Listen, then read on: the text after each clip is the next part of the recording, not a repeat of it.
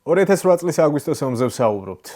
რუსეთის საქართველოში შემოჭრაზე ამას თავშივე ხაზს გავუსვამ, მოვლენებზე, გადაწყვეტილებების მიმღებ პირებზე, მიღებულ გადაწყვეტილებებზე და მოკლედ ისტორიაზე, რომლის გადაწერასაც ცდილობს ქართული ოცნება. ერთ დღეს ერთს ამბობენ და ამაყობენ ხოლმე, რომ სწორედ მათი ხელისუფლების დამსახურებაა, რომ ჰააგაში საქართველომ თავისი სიმართლე დაამტკიცა და დადგინდა, რომ სწორედ რუსეთი არის აგრესორი და რუსეთმა დაიწყო ეს ომი. მეორეს მხრივ გვესმის პოლიტიკური განცხადებები უკვე დიდი ხანია და ხედავთ უკვე პოლიტიკურ პროცესსაც პარლამენტში, საგამოძიებო კომისიის ფორმატში, ისინი როგორ საუბრობენ იმაზე და როგორ ცდილობენ ისეთი ფონის შექმნას და საზოგადოებაში იმ აზრის დალექვას შინ თუ გარეთ, რომ სწორედ საქართველომ დაიწყო ომი.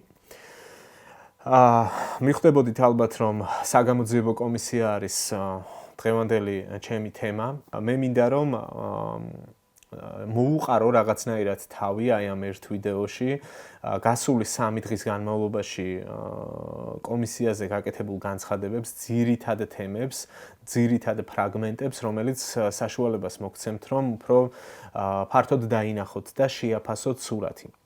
რას გულისხმობ სურათში, ანუ ერთის მხრივ რის მტკიცებას ცდილობს ქართული ოცნება და რა არის მათი გზავნილები, რა არის თემები, რომლის გარშემოც ისინი კითხვებს სვამენ და მეორეს მხრივ განცხადებები, რომლებიც გამოკითხვაზე დაბარებულმა პირებმა გააკეთეს, რამდენად აბათილებს ამ ბრალდებებს, ან რამდენად ადასტურებს აი ამ ბრალდებებს.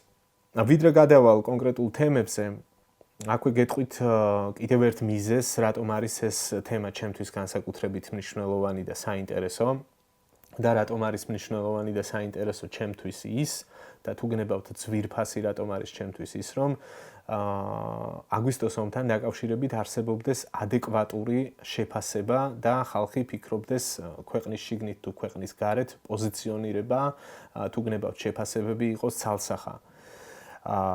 ეს ომი მთელი ქვეყნისთვის ცხადია მნიშვნელოვანია, განსაკუთრებით მათთვის, ვინც დაკარგა, მსხვერპლი გაიღო, ოჯახის წევრები დაკარგეს, თანამებრძოლები დაკარგეს საცხოვრებელი და დატოვეს საკუთარი სოფლები, საფლავები, მიწა-წყალი, თავისი ცხოვრება მთელი იქ. და მათთვისაც, ვინც უშუალოდ იღებდა ამ საბრძოლო მოქმედებებში მონაწილეობას. ყველა რანგში. აქ მე მარტივად რომ თქვა, არ მინდა რაღაც თავის გამოდება და რაღაც ისე გამომივიდეს, რომ თითქოს საკუთარ რაღაცა ხაზს უსვამ, რომ აი მეც იქ ვიყავი, მაგრამ უბრალოდ ფაქტია ეს. მე ბექა პატურაშვილი იმ დროს ვიყავი 18 წლის, პირველ კურსელი, რეზერვისტი. საკუთარი ნებით წავედი და შეუერთდი ჩემ თანამებრძოლებს, ვიყავი გორში, ვიყავი შემდეგ უკვე სხვა მიმართულებაზე, მათ შემდეგ რაც გორი დაიბომბა. აქ ამ ვიდეოში იქნება მონაკვეთი, სადაც გენერალი ზაზაგოგავა რეზერვზეც საუბრობს და იქ ახსენებს, რომ იყო დანაყოფები, სადაც ქაოსური მდგომარეობა იყო, თუმცა იყო ისეთი დანაყოფებიც რეზერვის, რომლებიც ასე თუ ისე ჩართეს მათ პროცესში და მოხდა ამის ორგანიზება. აი ამ კატეგორიაში შევდივარ, შეიძლება ითქვას მეც, ვისაც ყავდა მეთაურები გვერდით და იყო ორგანიზებული, ასე თქვათ, ეს პროცესი და ბევრმა რამემ გაიარა ჩემ თვალწინ, მეც მაქვს საკუთარი ხედვა ამ ყველაფერთან დაკავშირებით, საკუთარი შეფასებებიც და გამოცდილება, საკმაოდ რთული გამოცდილება იმ ასაკისთვის, 18 წლის ასაკისთვის, რომელიც მე პირადად მივიღე და აი ამ გადმოსახედიდან იმის თქმა მინდა, რომ როდესაც ომზეა საუბარი, ხო, ჩემთვის, ჩემნაირი ახალგაზრდებისთვის თუ უფრო და უფრო დიდი და რაღაც მნიშვნელოვანი ფუნქციის მქონე ხალხისთვის, ვინც ამ ომში შეასრულა, ჩვენი როლი ძალიან მიზერი იყო, ხო, რაღაც ჩემ თავზე რომ ვისაუბრო, მაგრამ ეს ყველაფერი ძალიან სენსიტიური არის და ყოველთვის ძალიან დიდ ყურადღებას იპყრობს.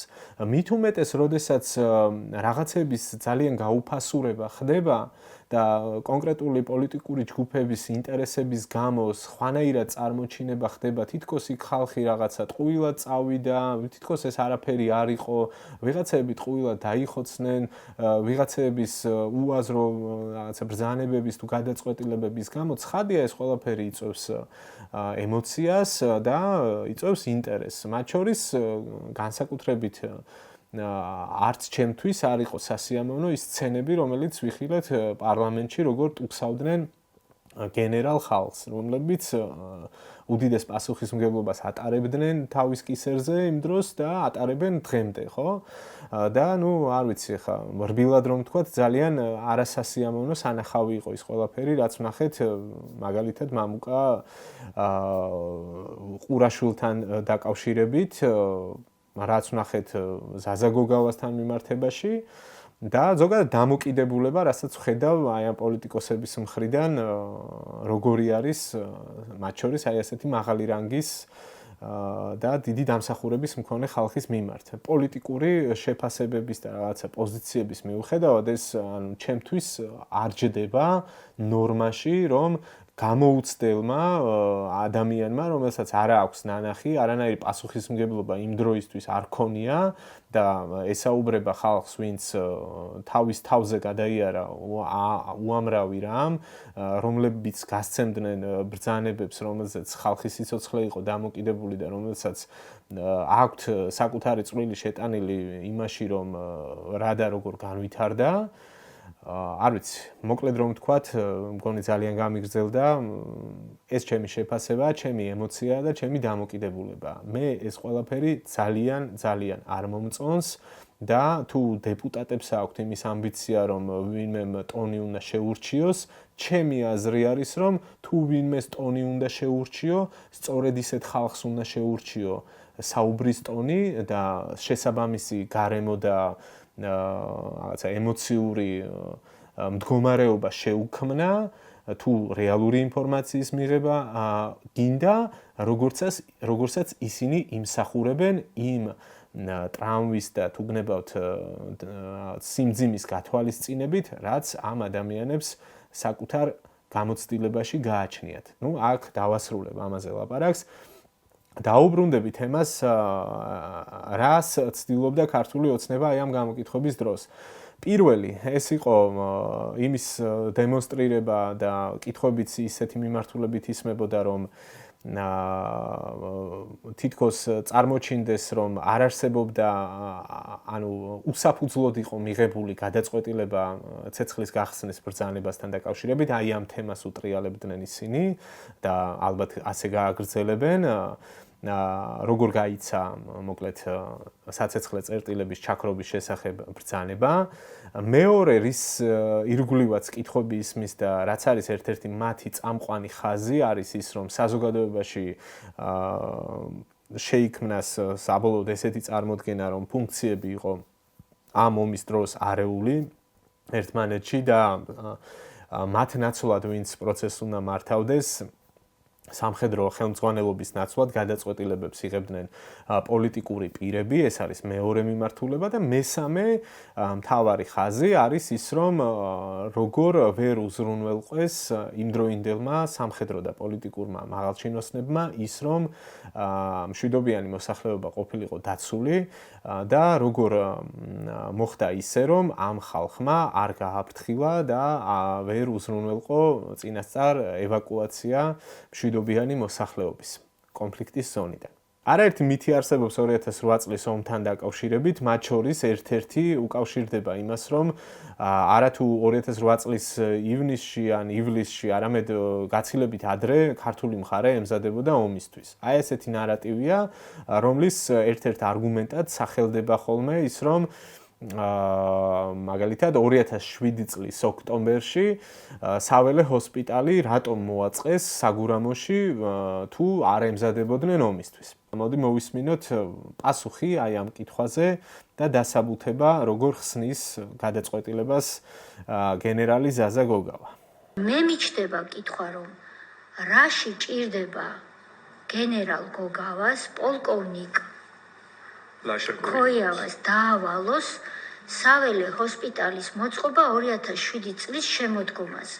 გასაკეთებელი იყო, შეიარაღებული ძალებს სრულიად გაპარტახებული ჰქონდა ეს მიმართულება და შეიარაღებული ძალები არის დანაყოფი, რომელსაც შვიდობიან პერიოდში ზუსტად უნდა ესეთი რაღაცები გამართოს, ჩაატაროს. მე ზედმეტ ბევრსაც გეტყვით, რამოდენიმეჯერ მე თვითონ ვიყავი, მინდოდა მენახა, რა დონეზე ხდებოდა ეს ყველაფერი.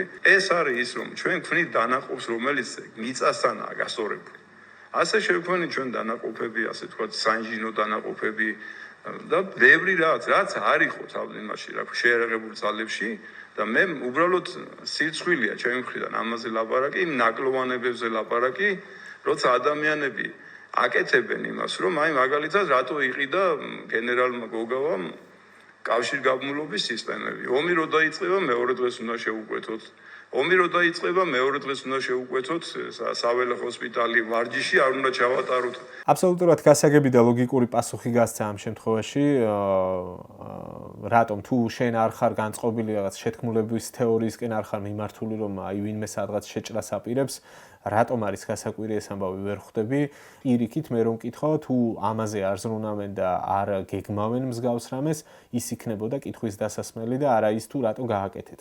კარგი, წავიდეთ წინ, ანუ შემდეგი ნაწილი უკვე არის რა ხდებოდა ომის წინა დღეებში, როგორ მივიდა პროცესი ესკალაციამდე და ეს არის არანაკლებ მნიშვნელოვანი მონაკვეთი იქიდან გამომდინარე, რომ კარგად იყოს გააზრებული მარტო ის არა, რომ აქედან საპასუხო ცეცხლი გაიხსნა და საცეცხლე წერტილების ჩაქრობის შესახებ გაიცა ბრძანება. ის არის სწორედ მნიშვნელოვანი თუ რა ხდებოდა მანამდე და როგორ მივიდა პროცესი 8 აგვისტომდე, აი ამას ეხება სწორედ ეს მონაკვეთი და ეს კითხვა პასუხი. ივლისის ბოლოს, მინიმუმ ივლისის ბოლოს, ან 4 აგვისტოს უკვე.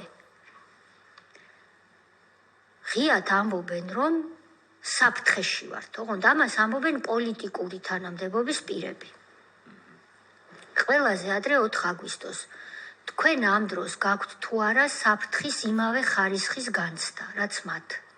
ეს შემიძლია გიცოთ 1 აგვისტოდან დაიწყო.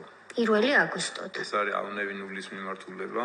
დიახ. სადაც დაიწყეს როგორც ამ სოფლის, ამ ქართული სოფლის დაბომბვა, ესკალაცია და პლუს ამას შემდეგ მოყვა უკვე ჩვენი სამშვიდობო პუნქტების დაბომბვა და მე მინდა გითხრათ, რომ ეს არის ერთიანი სისტემის ჯაჭვის შემადგენელი, ჩვენი სამშვიდობო და იმათი არ არსებობს, ეს არის ერთიანი სამშვიდობო ძალები, რომელიც არის სამხრივი შეთანხმების, სადაც შედიოდა ერთი რუსული, ერთი სამხრეთ ოსური ბატალიონი და ქართული ბატალიონი. ჩვენი პოზიციები პირწმინდად გაასწორეს მიწასთან.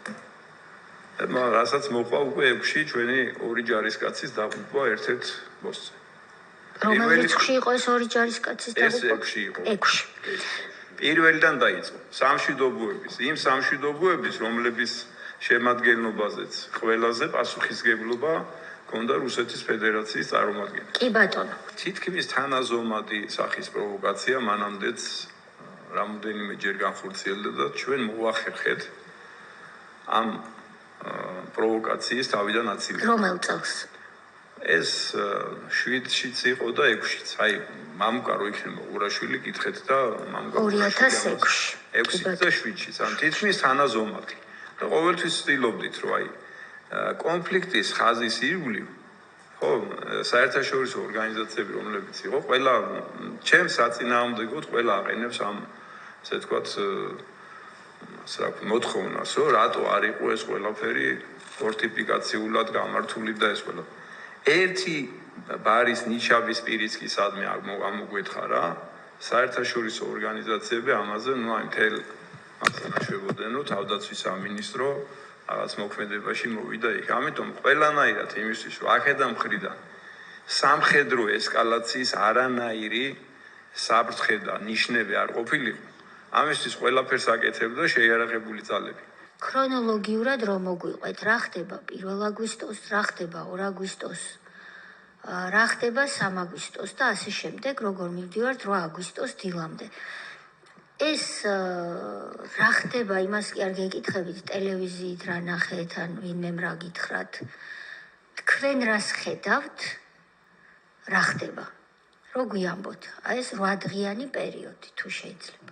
მე ტელევიზიის ყურების უფლება არ მქონდა მაშინ, ხალხო. მით უმეტეს. უშუალოდ დავდიოდი, იყო სროლები, იყო პერიოდული სროლები, ძალიან ხშირი სროლები იყო დიდმუხა მოგვითა ხეთაგუროოდან, ეს იყო ისტორიული გზა ნიქოზიდან, რომელიც გადადიოდა ავნევინულში და ეს გზა იცხრილებოდა, ეს იყო, წარმოუდგენელი, დილასაღამო ვაკიდან იწყებოდა.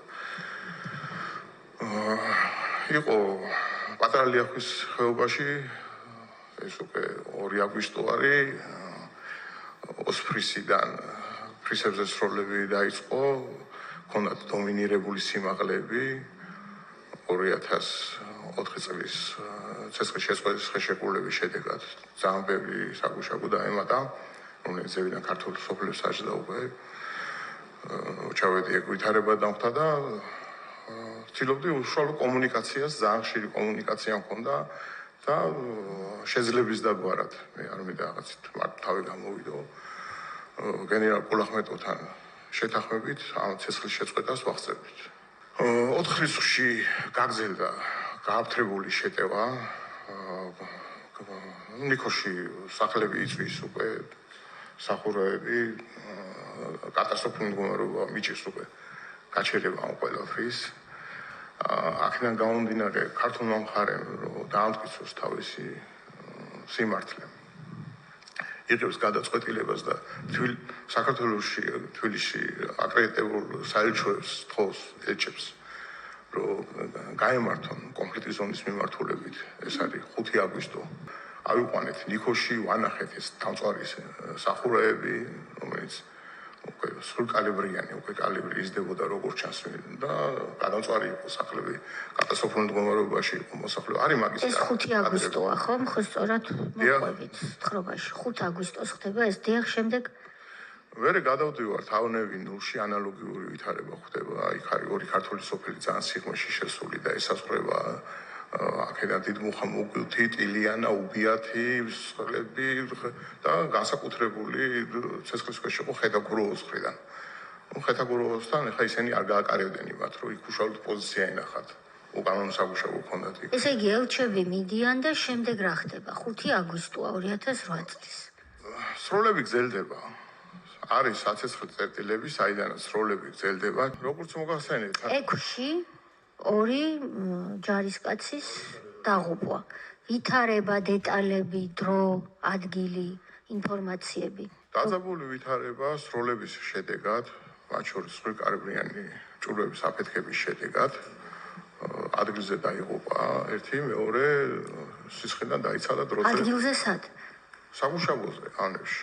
სად იდგნენ? რას აკეთებდნენ ამ დროს? ეს არის საგუშაგო სამშვიდობოების ავნევის თავზე, რომელიც 240 მეტრა იყო წრიული თავდაცვის გადახთული მისი თავდაცვის ყდე იყო ფაქტიურად და აფეთქება მოხდა ჭურვის შედეგად გადაიცვალნენ. უშუალოდ გვერდზე არ ვიდექი და მე კონსტატაციას ჭურვის შედეგად. ჭურვის შედეგად. ორივე. ერთი დაჭრილი იყო, ერთი სრულკალიბრიანი იყო, მეორე ჭურვის შედეგად იყო. თუ არ მახსოვს და ქვეითთან მანქანა იყო ჩვენი აფეთქებული კიდე. ნუ ნახეთ ხო, რამდენ ინციდენტზე აქვს საუბარი და რა ტიპის წნეხზე საუბრობს მამუკა ყურაშვილი.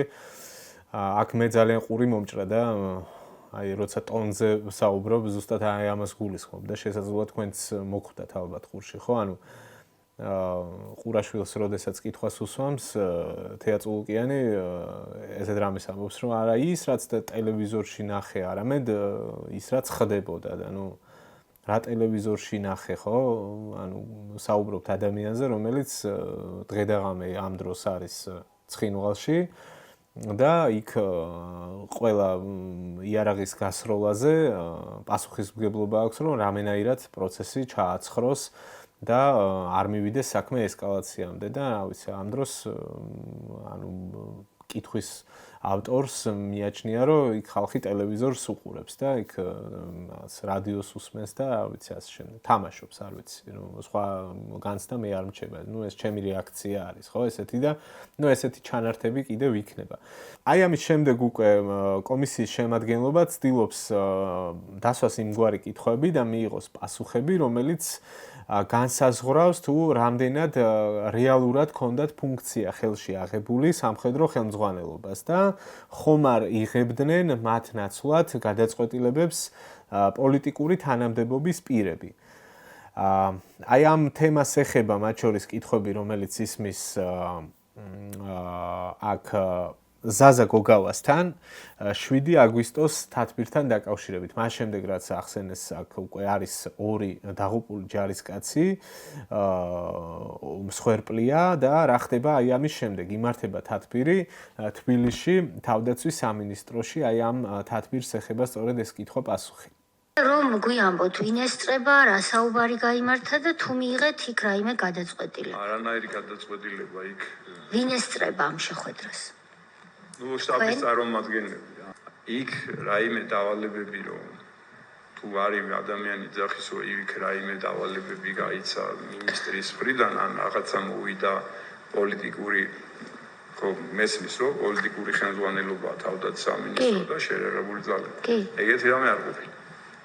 ესე იგი ამ შეხვედრას თქვენი ასე ვიტყოდი ის რაც მიმდინარეობს ამ წუთში უკვე ეს განიხილება რამ მდგომარეობა უბრალოდ იმიტომ რომ დაღუპული ყავს 2 ჯარისკაცი დაღუპული ყავს ეს მდგომარეობა იქ განიხილება ესე იგი სავარაუდოდ ეს შეხვედრა 7-ია ჩატარებული ვინაიდან 2 ჯარისკაცი 6-ში დაიღუპა ხო მაგრამ ესეთ შეხვედრა იქ ყოველ შემთხვევაში 2 ჯარისკაცის დაღუპვის შემდეგ ხდება ეს შეხვედრა ბატონი მინისტრი თავდაცვის დავით კეზერაშვილი თქვენ ბატონი ყურაშვილი ესწრება ამ შეხვედრას შეიძლება ყურაშვილი არ იყოს ამ შეხვედრაზე შეიძლება არ გახსოვთ იმიტომ რომ არ მახსოვს იმიტომ რომ ზუსტად აი ამ სამშვიდობოების მას ინციდენტს ეხება ეს ყველაფერი არა გამორიცხული რომ ყურაშვილი არ იყოს ამ შეხვედრაზე უშუალოდ იყოს კონფლიქტის ზონაში ბატონი ივანო მერაბიშვილი ამ შეხვედრაზე არის უბრალოდ განიხილეთ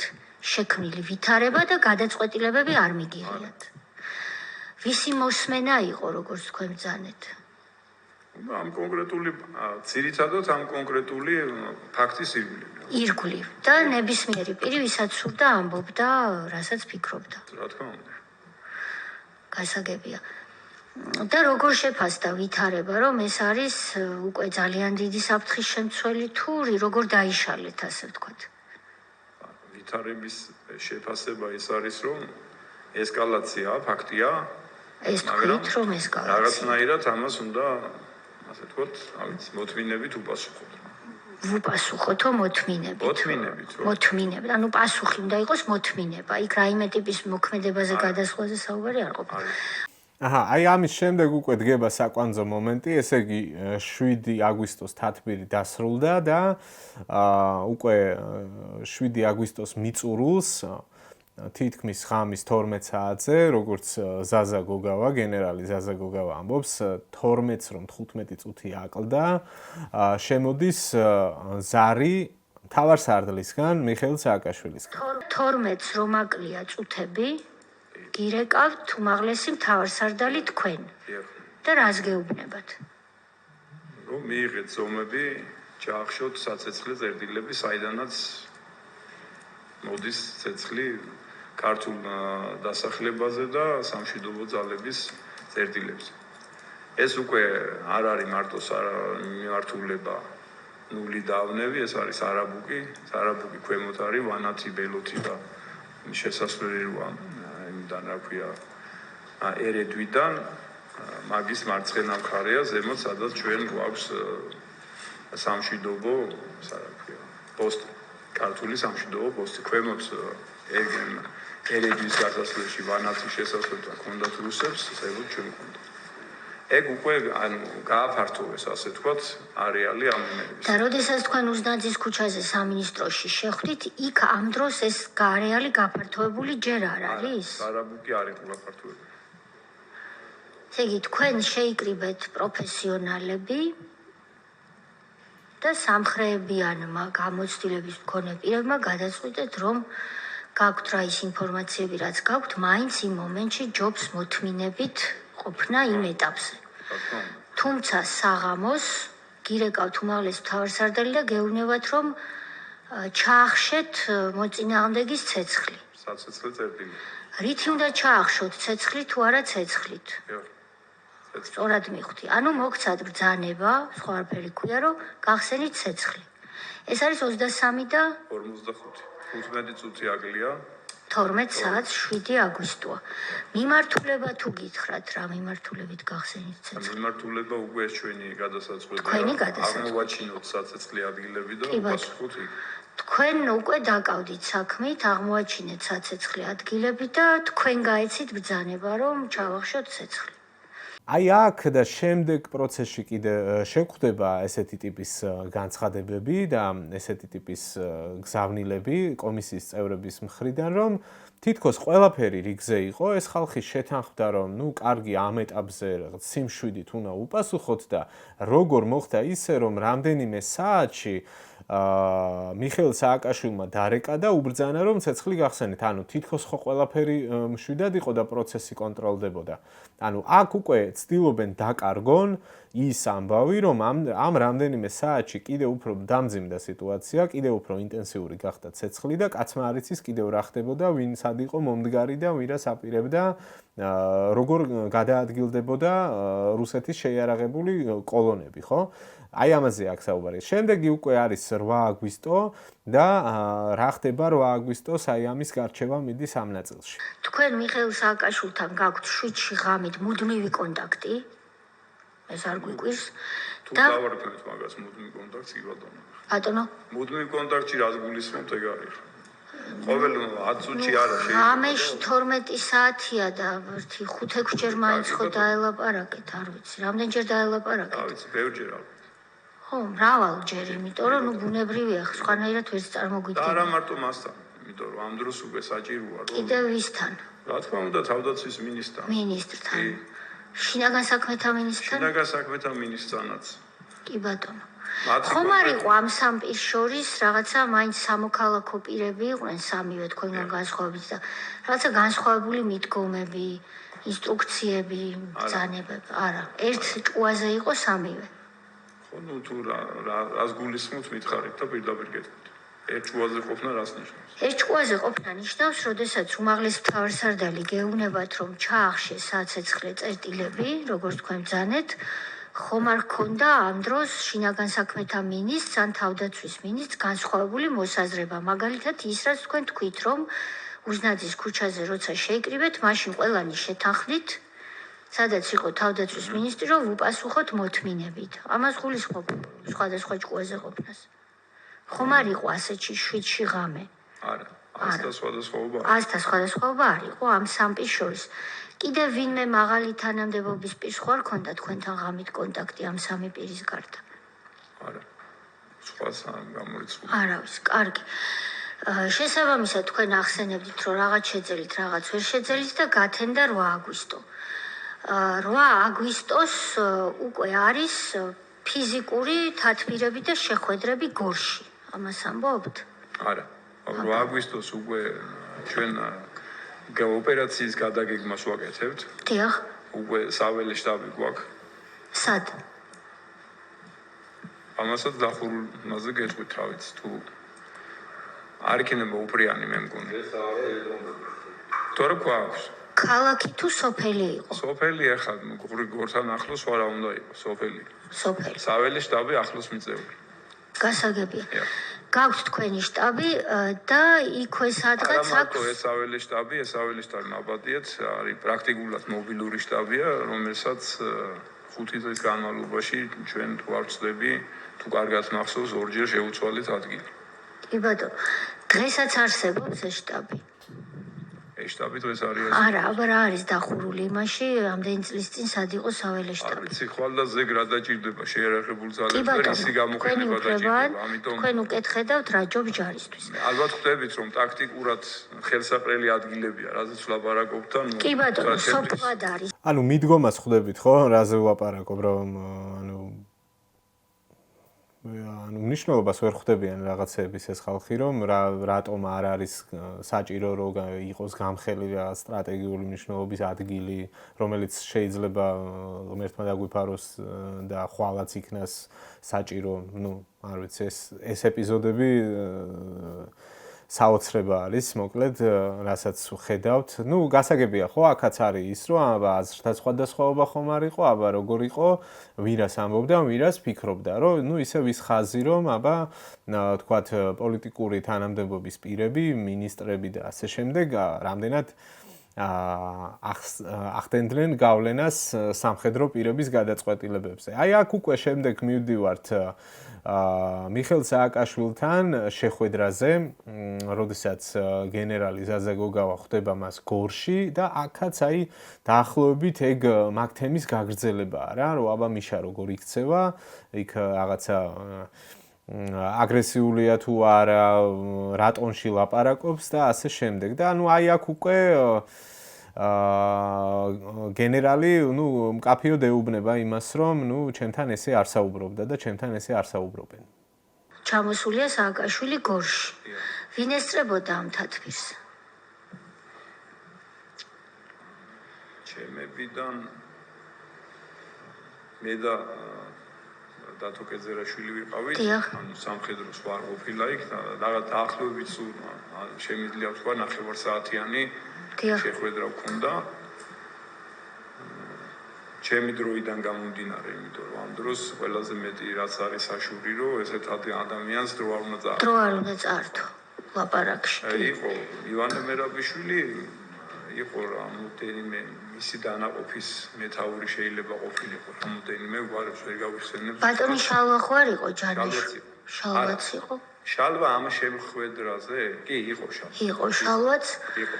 გორში ამ შეხვედრაზე. ესე იგი, კეზერაშვილი, მერაბიშვილი, გენერალი გოგავა, ბატონი შალვა, ჯანაშვილი კიდევ. ჩენი გვარები არ მახსოვს, მაგრამ შეიძლება იერარქიაში დაბალი ვიყო. უგულავა ხომ არ იყო, რომელსაც უგულავა მან და არ მინახია. უგულავა სხვაზე ქვაგან მინახია. კი ბატონო. ამ შეხვედრაზე რა გადაწყდა? უკვე მძიმე ვითარებაა ფაქტია. მე პირისპირ, რასაც ვახსენებდი, უბრალოდ პირისპირ მითხრეს, რომ აქ არის, უნდა შენი ნახვა, მივედი და პირისპირ გავესაუბრე რა. ამას ისმენდნენ სხვებიც. კი. ამ დროს უკვე მიდის კორექტირება, ხომ? ამ დროს კორექტირება მიდის გეგმის და უკვე ცხინვალის ასე თქვათ მისადგომები ქალაქის ერთ ნაწილში შესვლა ხდება, იმიტომ იქ უკვე დინამიურად მიდის პროცესი, რომელსაც ჩვენ ვერ ვაკონტროლებთ. მაგრამ აქ ერთი ნიშანდობლივი ფაქტია, ის კომისიაც ამას ხაზს უსვავდა, მე ძალიან დიდი ასე თქვათ განხილვები მოყვა ამას მამუკა ყურაშვილთან დაკავშირებით ცენტრალურ მიმართულებაზე, რატო იყო ესა სამშვიდობოების ჩვენი უმაღლესი წარმომადგენელი მეთაური. გაგაწყვეტინებთ ბოდიში, ყურაშვილთან დაკავშირებით იყო, მაგრამ აი ყურაშვილი ამ ძირითად მიმართულებაში რომ ავხსნათ, იგულისხმება ცხინვალი. ცენტრალური მიმართულება, ძირითადი მიმართულება არ, ცენტრალური. ცენტრალური იგულისხმება ცხინვალი. ესე იყო დაყოფილი. ცხინვალი. ცენტრალური მიმართულება, ანუ ცხინვალში შესვლა, ამაზე პასუხისმგებელი ხდება ყურაშვილი. ამ შეხვედრაზე შეთანხმდა ეს გორში? ყურაშვილი არ ხდება ცხინვალში შესვლა და პასუხისმგებელი. აბა? ყურაშვილი სანამ ცხინვალში შესვლა მოხდებოდა, მანამდე იყო მიმართულებაზე და მე ამას აქაც ვადასტურებდა, ამას აქვს ახსნა, რამაც გარკვეული წარმატებები მოიტანა ჩვენთვის. და რატომ? და რა იყო ჩვენი ჩანაფიქრი? ბატონო ზაზა, ნახეთ, რასაც ამბობთ, ეს უმნიშვნელოვანესია ახსნა, მაგრამ ახსნამდე სანამ ვართ, არ დაგავიწყდეთ, რასაც ამბობთ. გენერალი ყურაშვილი, რომელ შეხვედრაზე ჩაუყენეს სათავეში? არავის არ ჩაუყენებია. ეს მე გავაკეთე კარალეთის შტაბში. თქვენ გააკეთეთ? მე გავაკეთე ეს. ხო და გითხარით? კი ბატონო. კარალეთის შტაბში. ბევრი მოქმედი სამხედროა, რომელიც შეიძლება მოვიდეს და ეს დაადასტუროს. ეს ჩემი გადაწყვეტილება. 7-ში თუ 8-ში? 8-ში. დილით. როდესაც უკვე კორექტირება ხდება. დილით თუ უკვე მიშასთან შეხვედრის მერე? არა, არანაირი, არ განმიხილია. არც ერთი მიმართულების მეთაური მე მასთან არ განმიხილია. ესე იგი, სააკაშვილთან გორში შეხვედრამდე თქვენ უკვე ეს გადაწყვეტილება ყურაშვილთან დაკავშირებით გაქვთ მიღებული ერთპიროვნულად და დამოუკიდებლად. ძალიან ბევრ შეუძლია დაადასტუროს, ძალიან ბევრ. მოქმედված არ ამბობ. როგორ დაადასტურებდნენ, იქ იყვნენ? იქ იყვნენ. კერძოდ ვინ დაადასტურებს ამას? ჩემმა, ესე იგი, სახმელთო ჯარების სარდალი კი ბატონო. ამია ბალახაძე ახლა აკადემიის რექტორია. ჩემი მოადგილე შმაგითელია, პოლკოვნიკი შმაგითელია. მოადგილე ოსეფაიშვილი. სამხედრო ხალხი ყველა ამას დაადასტურებს. ესე იგი თქვენ მიგიღიათ ეს გადაწყვეტილება. და თვლით რომ ეს არის სწორი და აგვიხსნით რატომ არის სწორი. შემდეგ არ გამოგრჩეთ ეს უნდა აგვიხსნათ. შემდეგ მიდიხართ უკვე უმაღლეს მთავარსარდალ სურს თქვენთან შეხვედრა გორში. იქ ახსენებთ შექმნილ ვითარებას და საუბარი ეშლებოდაო ან არ უყვარდაო ვერ დავაბრალებთ და რაღაცა ხომ გითხრათ ან დავალება მოგცათ ან შეფასება რა თქვა. დეტალურად გვაინტერესებს. ხო, კმაყოფილი იყო, უკმაყოფილო იყო. ეს არ არის საღამო და არც დილა, შუადღეა. შუადღეა. რას ამბობს 8-ში გორში ხდება ეს? რას ამბობს? მე შემიძლია გითხრათ, რომ იმ შეხვედრაზე არ მახსოვს არანაირი კატეგორიული ტონი, რომ უბრალოდ მოისმინა ეს ყველა ფლანგის ასე ვთქვათ. მოვახსენე როგორ იყო წაწეული, მარცხენა ფლანგი ცოტა წინ იყო, წაწეული მარჯვენა ფლანგს უჭირდა, ჯერ კიდე არ იყო ფრისებთან ასე ვთქვათ, მარჯვენა ფლანგიდან ასე ვთქვათ ოპერაცია განვითარებული და ის რაც მე შევთავაზე, შემდეგ ეს იყო, რომ დაწოლა მოგვეხდინა ცხინვალზე, რათა წვერი ახოს სასიცოცხლო გზა არ ყოფილიყო ასე ვთქვათ მის ცეცხლის ქვეშ. ანუ შეგვესუსტებია მარჯვენა ფლანგი, დაწოლა მოგვეხდინა ცხინვალის მისადგომებთან, რომ მიგვეცა საშუალება იმ ძევლად ყოფი მოსახლეობისთვის ხეობა დაეტოვებინათ.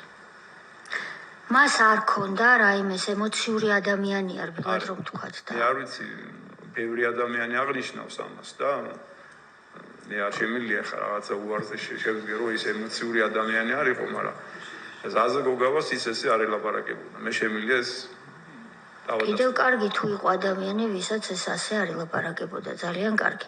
ასე არ ელაპარაკებოდა. ასე არ ელაპარაკებოდა. ბევრი წუთები მაგ და საათები გატარებული მის კაბინეტშიც და მას ჩემ კაბინეტში შეერაღებულ ძალებში. კი ბატონო, ეს თქვენი პროფესიული ურთიერთობა იყო, კი ბატონო, და იყო მშვიდი. არ განიცდიდა გორში იმ დროს ის რაიმე ტიპის შეშფოთებას. არა, ახლა მე გითხრათ ახლა რომ აი დალაგებული იყო და მაპატია და ფეხებზე ეკიდა და ბუზებში. მშვიდად არ იყო, ამის გაგება გვინდა, მშვიდად არ იყო ადამიანი. მშვიდად როგორ უნდა იყოს, ანუ როგორ უნდა თქვა რომ მშვიდად ვიყავი. გავიგე. და აი აქ გადაწყვიტეთ რომ თავარი ამოცანა ხდება ხალხი? რა თქმა უნდა. ამ დროს გორში არა მარტო მან, შუადღეს. მაგრამ მე შევთავაზე ოპერაციაში ცვლილება რომ დაწოლა მოგვეხდინა, ანუ ესეთი თამაში წამოგვეწყო, დაწოლა მოგვეხდინა ცხინვალის მისადგომებთან. აქვე შემიძლია ჩავურთვე ხან. ამას ბევრი სამხედრო უყურებს და ძალიან შტერი უნდა იყო მაპატიეთ ამ სიტყვაზე, რომ ცხინვალში თავი შეყო და იქ სამხედრო ოპერაცია წვილად დაგეგმა. არაფერში არ გჭირდება და ამის მიზანი იყო ეს მეტი არაფერი. რომ ის სასიცოცხლო გზა რაღაც დროით ყოფილიყო თავისუფალი. რა ჩვენ გამოგვივიდა. ესე იგი, როგორც ნახეთ, აქ თეატრულკიანმა მიიღო რამდენიმე მისთვის არასასურველი პასუხი. პირველი ეს იყო ის, რომ თურმე აღმოჩნდა, რომ ზაზა გოგავა, გენერალი, გაერთიანებული შტაბის უფროსი, რომელიც იმ დროს არის მთავარი კაცი, თავად იღებდა გადაწყვეტილებებს, ვინ დაენიშნა რომელ მიმართულებაზე და თქვა ისაც, რომ არსებობს ხალხი, ვინც ამას დაადასტურებს, რომ მაგალითად მამუკა ყურაშვილთან დაკავშირებით მე მივიღე გადაწყვეტილება. აქვე შემოდის მეორე მნიშვნელოვანი თემა, რომელიც ეხება მოსახლეობის ევაკუაციას. აქ აღმოაჩინა თეატრულკიანმა ეს ამბავიც, რომ თურმე გეგმაში არსებობდა ის, რომ რა უნდა გაეკეთებინათ იმისთვის, რომ ეზრუნათ მოსახლეობის გამოყვანაზე და ესაც რომ იყო ამ ხალხის საზრუნავი, გარდა იმისა, რომ სამხედრო მოქმედებები რა როგორ წარემართათ, რომ ეს იყო სწორედ არათუ ესაც კი არა, ეს იყო მთავარი საზრუნავი, რომ ძევლად დარჩენილი ხალხი როგორმე გამოიყვანათ და აი აქ უკვე იწყება იმის განხილვა, რა ტაქტიკა აირჩია შეიარაღებულმა ძალებმა იმისთვის, რომ ხალხი გამოსულიყო და რატომ მოხდა ცენტრალურ მიმართულებას რომ ახსენებენ ცხინვალზე პირდაპირ შესვლა. აი ამ ყველაფერს ხსნის უკვე შემდეგ ნაწილში გენერალი და აქვე იქნება საუბარი იმაზე, რომ როგორ განხორციელდა მოსახლეობის ევაკუაცია. ერთ მომენტში თეა წულუკიანი თითქოს ჩაიჭერს და გონია რომ აი მორჩა მიაგნო იმას რომ რაღაცა ბრალი დასდოს, მაგრამ ну აქაც აი მოისმენთ რა იგულისხმება მოსახლეობისთვის გზის გახსნაში და რა წვლილი ქონდა ამ შემთხვევაში თუნდაც იმაში რომ ხალხი თავისი თვითდინებით გამოვიდა ამ პროცესში რა წვლილი ქონდა სამხედრო კომპონენტს და კონკრეტულ სამხედრო გადაწყვეტილებებს. თქვენ გაიტანეთ თქვენი ასე უხეშად თვითყვი და დაგეთანხმათ უმაღლეს მთავარსარდალი რომ მოქალაქეებია პრიორიტეტი. და ამისთვის მუშაობა დაიწყეთ. და მოახერხეთ თუ ვეღარ გვიანი იყო. ეს მოახერხეთ. რა მოახერხეთ? აი ამ ხალხს თქვენ ხედავთ ახლა იმ ასე თქვა ევაკუაცია მოახერხეთ. საცხოვრებლებში უღურეთ რომელი სოფლების ევაკუაცია მოასწარით? ყველა ხეობიდან რაც კი სოფლებია თითქმის ყველა გამოვიდა. თქვენი ძალისხმევა. უმეტესობა ეს იყო ის ძალისხმევა რაც შეიარაღებულმა ძალებმა გაწია. მათ შორის ქურთადან. მათ შორის ქურთადან. ეს ხეობას ეკუთვნის. ქურთა, აჩაბეთი, ზემო აჩაბეთი. ამიტომ გეკითხებით. ქურთადანაც თქვენ გააკეთეთ სამხედრო ძალები. ერთი ის არის, ერთი გადმოსასვლელი აქვს. ლიახვზე ამოდიან წვერიახოზე და გამოდიან. სხვა გამოსასვლელი მანდ არა. და თქვენ გამოიყვანეთ. ჩვენ შეიარაღებული ძალების ამ გადაწყვეტილებამ ამისთვის ბევრი მსხვერპლი გაიყო შეიარაღებულმა ძალებმა და ესეც უნდა იყოს ხალხს ემსახურები ჩვენ. მათი წარმომადგენლები ვართ და მათი შვილები ვართ და მათი მეუღლეები. თუმცა არსებობს მოსაზრება, რომ მოსახლეობა გამოვიდა ან თავისით იგრძნო საფრთხე, ან უარი თქვა გამოსვლაზე და დახვრიტეს და თუ კი ვინმე გამოვიდა ტელეფონით ნაცნობების მიერ შეტყობინებით, რომ ხომ ხედავ რაც ხდება თავს უშველე. ეს ასე არ იყო? დავაზუსტებთ, რომ აცდენაში არ ვიყო. დიახ, თუ შეიძლება. თქვენ რასაც გულისხმობთ, რომ შეიარაღებული ძალების ესკორტირებით იქ ჩასული ადამიანების, ავიც გამოდით სახლებიდან პრობლემა. ესეთი რამე არ მომხდარა, მაგრამ ამ ძალისხმევით ის გზა ჩვენ შევინარჩუნებთ თავისუფლად. გასაგები. ანუ არხი დაიცავით გამოსასვლელი. დავიცავით ეს ახლა. მაგაზე გეთანხმებით. რომელი არხი იყო ეს? წვერიახოს გადმოსასვლელია ეს. ის დაიცავით, რომ ხალხი ვინც თავს შველის თავისით. რა თქმა უნდა, რომ გასასვლელი მას ამ დროს სხვა გზა მათამდე მიღწევის სხვა გზა არ არსებობს ამ დროს. დამერწმუნეთ. ეს შეტევა ზუსტად მეორე შეტევა. მაგრამ შვიდში თავდაცვის სამინისტროში როცა თქვენ თქვით, რომ მოთმინებით ვუპასუხოთ, მაშინ არ გისაუბრიათ, რომ მოდი თან მოთმინებით ვუპასუხოთ და თან ეს ხალხი გამოვარიდოთ, იმიტომ რომ მეორე მხარემ დიდი ხნის წინ გაიყვანა ხალხი. მეორე მხარემ გააკეთა ეს. თქვენ რატო არ გააკეთეთ? ესკალაციისთვის ეს არის იმ პროვოკაციაზე წაყოლა პირდაპირ რა. ამას ქვია ომისთვის გზადება, მეტი არაფერი. არანაირი ნაბიჯი არ გადადგა იმისათვის, რომ რაღაცა პოზიცია შეგერბილებია. არ დატოვე არანაირი სასაუბრო პოლიტიკოსების მხრიდან, საერთაშორისო მხრიდან, პირდაპირ წავიდნენ ისინი ევაკუაციაზე, ჩვენ წავედით ევაკუაციაზე. კარგი. აშინ აქ არ ვიჯდებოდი, ახლა ხააგაში დიდი ხნის გასამართლებული ვიქნებოდი ქალბატონოთი. მოდით ამაზე არ გიპასუხებთ. კარგი. ცხინვალში შესვლით, მithumetes თან დასავლეთის მხრიდან შესვლით. როგორ ვეხმარებით მოსახლეობას, რომელიც წვერიახოდან უნდა გადმოვიდეს, რაღაცა არ ჯდება რანაირ ლოგიკაში რა. ნუ სამხედრო მასში არსებობს ესეთი რაღაცა, როგორ გაითამაშო სადღაც დაძაბულობა, ძირითადი ცეცხლი და ძალები მიიწიო იქეთ ამ მხარეს, ანუ დაინტერესო რომ ჩართო იქ ამ ყველაფერში და დარჩეს ფლანგი ნაკლებად ასე თქვა ცეცხლის ქვეშ. საიდანაც შესაძლებელია უფრო ადვილად გავიდეს ეს ყველაფერი. კი ბატონო, მისაღები. პასუხი მიღებული. ერთ-ერთი და უგაცავად, რასაც საუბრობდით, რომ პოლიცია და შეიძლება მსხვერპლი მეტი იყოს. მე პირდაპირ მინდა გითხრათ, ყველაზე კარგად გაცვნილი საპოლიციო ნაწილები, ვისაც შეუძლია ქალაქში ბრძოლა, იყო იქ მიზიდული. ამაზე ნებისმიერი ახლა მოქმედიც დაგიდასტურებთ, ძალიან ბევრი არიან ეს ხალხი. ამიტომ იყო ეს გადაწყვეტილება, ქალაქში ბრძოლა ეს არის ყველაზე ურთულესი. ეს არის თქვენი მონამორჩილი გენერალის აზაგოგავას ძირითადი პროფესია. ამიტომ იქ სხვა დანაყოფების მიყვანა მართლა იქნებოდა განსაკუთრებული შეცდომა, მსხვერპლიც მეტი იქნებოდა და პლუს იქნებოდა ის, რასაც მე მართლა დაერქმეოდა საკუთარი მოსახლეობისადმი და მე აქ ერთხელ კიდევ მინდა ხაზი გავუსვა. იქეთ ამ ხარეს ჩვენ არ გვყავდა მტრული მოსახლეობა. ოსი იყო ეს თუ სხვა ეთნოსით და ძალით ედო მას პასპორტი უბეში, ეს შემთთვის არ განასხვავებს იმას, რომ ის არ არის საქართველოს მოქალაქე.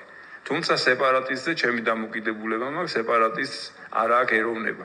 ნიშნულობა არ აქვს, რა გვარი უწერია მას, ასე თქვათ, პასპორტში. ამიტომაც იქეთ მყოფი და აქეთ მყოფი ორივე ჩვენი მოქალაქეა, ამიტომაც ეს ოპერაცია იყო მძევლით საბრძოლო ოპერაცია, რასაც უფრო უკეთესად, უფრო ჭკვიანი დანაყოფები უნდა და ყველა ჭკვიანი დანაყოფი, რომელიც კი მყავდა, ყველას დიდი პატივისცემა დანარჩენს იყო მიზიდული ცხინვალს. აი ეს იყო გადაწყვეტილება, რამაც გადაწონა ჩემს მიერ თავი მოეყარა აქ ესეთ დაჯგუფებას. ნუ აი აქ ევაკუაციასთან დაკავშირებით გასაგებია ხო მოვისმინეთ ტაქტიკასთან დაკავშირებით რატომღაც არ რეალისტურად ეჩვენებათ ეს თეა წულუკიანს და სოზარ სუბარს მაგრამ ნუ არაუშავს ნუ მათი შეხედულების მიღმა ცხადია რომ ეს კაცი ამბობს სრული პასუხისმგებლობით რომ მათ სწორედ ასეთი გეგმა და გათვლა ჰქონდათ რაც მიაჩნია რომ წარმატებით განხორციელდა და აქვე მოვისმინეთ ასევე პასუხი იმაზე, რაზეც მუდმივად არის სპეკულაცია და რაღაცა პოპულისტურად ხდება ამ თემის ესე გაყიდვა, რომ რატომ არ გააფრთხილეს ხალხი წინასწარ, რატომ არ აცნობეს წინასწარ და რატომ არ გამოიყვანეს ხეობიდან მოსახლეობა, ვიდრე გაიხსნებოდა ცეცხლი. აქაც მკაფიო პასუხი არის, ხო? ეს ჩაითვლებოდა პირდაპირ პროვოკაციად ჩვენი მხრიდან და იქით გვექნებოდა შემდეგ სამართლებელი თავი, ხო? ანუ ღიად იქნებოდა ომისკენ გადადგმული ნაბიჯი. ასე აღიქმებოდა სამხედრო თვალსაზრისითაც და პოლიტიკური თვალსაზრისითაც, რომ შენ თუ მოსახლეობა გაკავს, ესე იგი ემზადები შეტევის დასაწყებად და ეს ადამიანები სხვა რამეს ამბობენ, რომ 7 აგვისტოს საღამომდე ისინი ცდილობდნენ, რომ კბილებით დაეჭირათ პროცესი, როგორმე მოთმინებით ეპასუხათ და შემდეგ უკვე როდესაც არა და არ შეწყდა ცეცხლი და პირიქით იხსნებოდა უფრო და უფრო ახალი და მეტი საცეცხლე წერტილები, მიღებული იქნა გადაწყვეტილება ამ საცეცხლე წერტილების ჩაქრობასთან დაკავშირებით. სწორედ მოსახლეობის ევაკუაციას ეხება საინტერესო ეპიზოდი ყურაშვილის გამოკითხვის დროს, რომელიც მივიდა მის აღელვებამდე და შემდეგ მივიდა თეა წულუკიანის სახელი თვითონ დაარქვით, რა ფორმით უპასუხა მან გენერალს. ხართ როდესაც ხართ ადგილზე. გაქვთ ის შესაძლებლობა, ძვირფასი შესაძლებლობა, რომ იყოთ ცხინვალში. გადაადგილდებოდეთ. თქვენი თვალით ხედავდეთ და აფასებდეთ ადგილზე ვითარებას. 1 აგვისტოს მე არ მაქვს ეს შესაძლებლობა. ცხინვალში ვეღარ გადავადგილ თქვი მე ეს. ხო, მაგრამ ტელევიზიას არქონის პოლიციაში ალბათ უამრავი ინფორმაციის წყარო გაქვთ. არა, მე სამსახურები მუშაობენ და ყოველ წუთიერად თუ არა ამ პერიოდულად ინფორმაციას უნდა იღებდეთ, რა ხდება მოწინააღმდეგე მხარეს. მეტი ინფორმაცია რაღაცა გინდათ, შტაბს გადავცემ აბსოლუტურად ყველაფერს დეტალურად გადავცემ გაერთიანებულ შტაბს. როდის გადაეცით პირველად რომ ბატონო გენერალო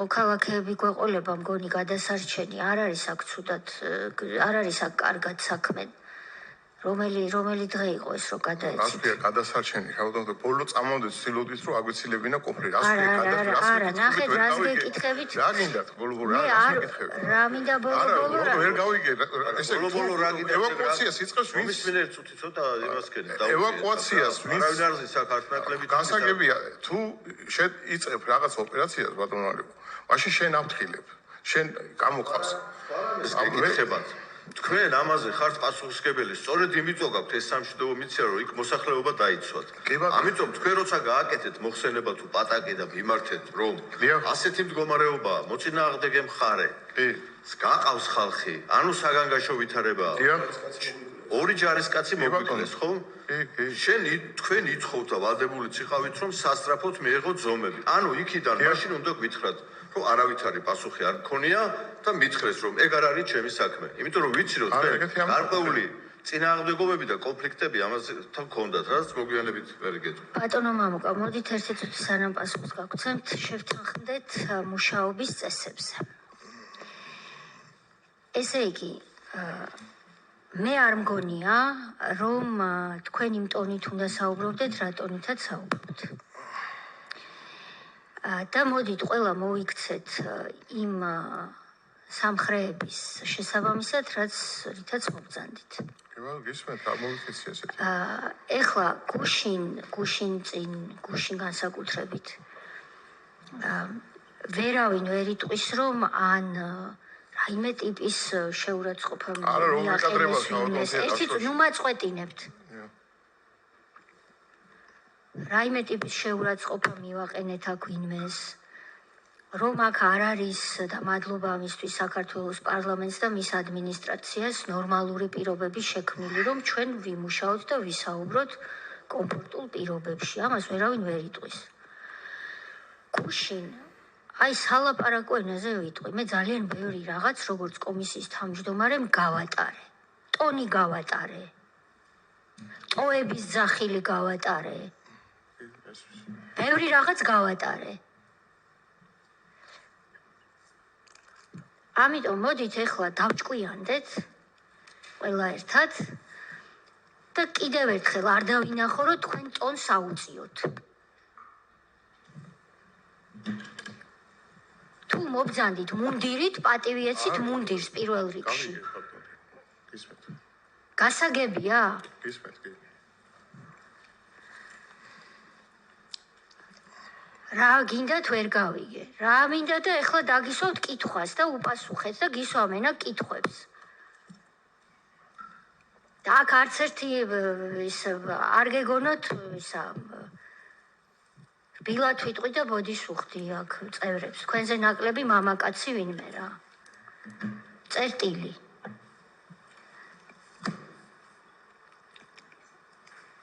ესე იგი, ჩვენ ვამბობდით რას?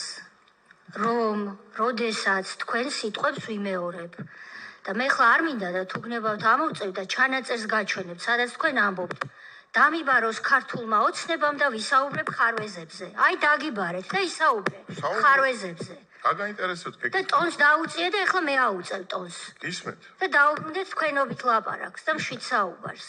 გისმენთ.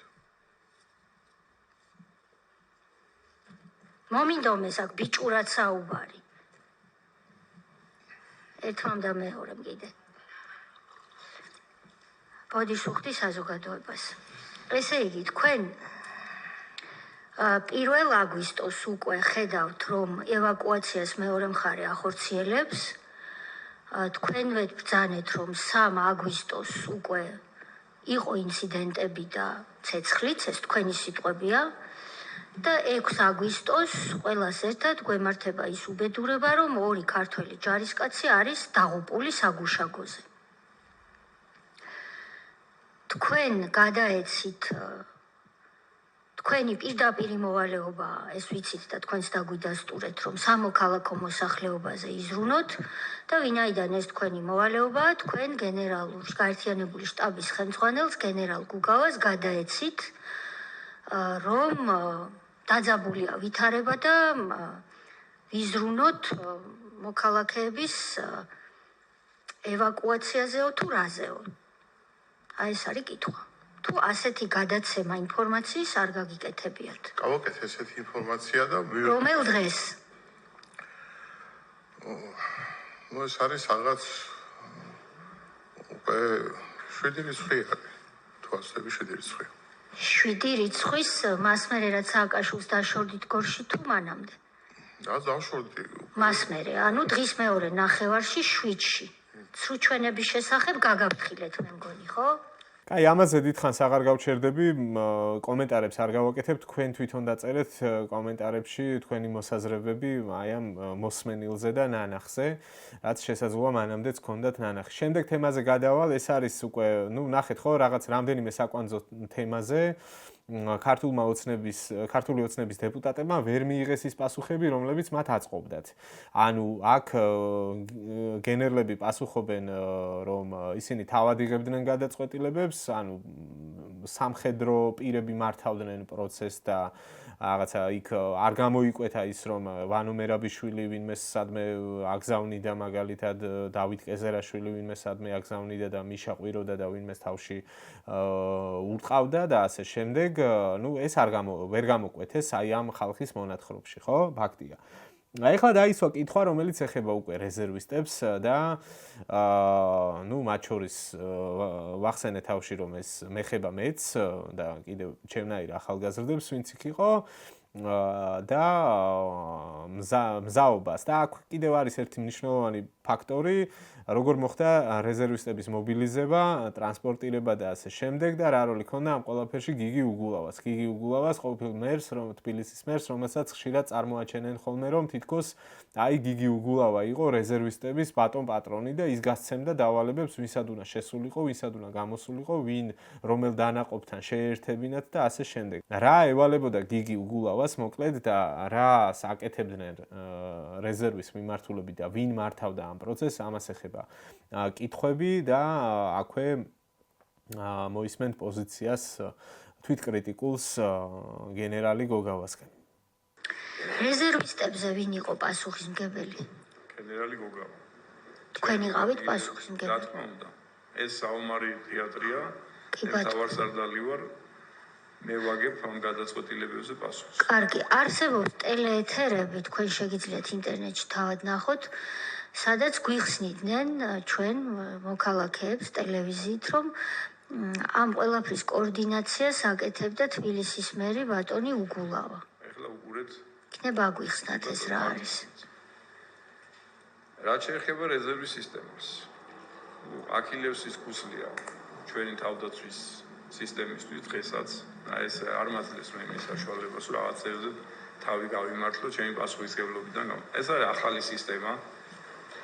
თუმცა ის რეზერვის დანაყოფები, რომელიც კი ასე თქვა, გარკვეულ ადგილებზე ჩავთეთ, ქაოტურად იყო, გეგმიურად იყო, დავარცხნილები იყვნენ თუ წადებულები არ იყვნენ, მათ მინდა მადლობა უთხრა აქედან და თავზე ასე თქვა, ამოცანები ასე თუ ისე შეასრულეს.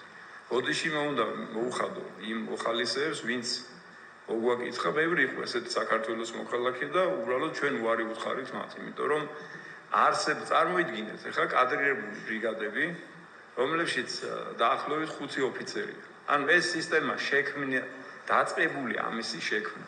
თუ ვინმე ამ ქვეყანაზე მოიძებნება ისეთი რომ იტყვის რომ 2008 წელში საქართველოს არც გავგიჟებული ვარ ეგრე რომ საზოგავო გამოაცხადოს ახლა რომ ჩვენ რეზერვის სისტემა შევქმნით ისეთი რომ ამ რეზერვის სისტემა შემდეგ შედეგები მოეტან არა.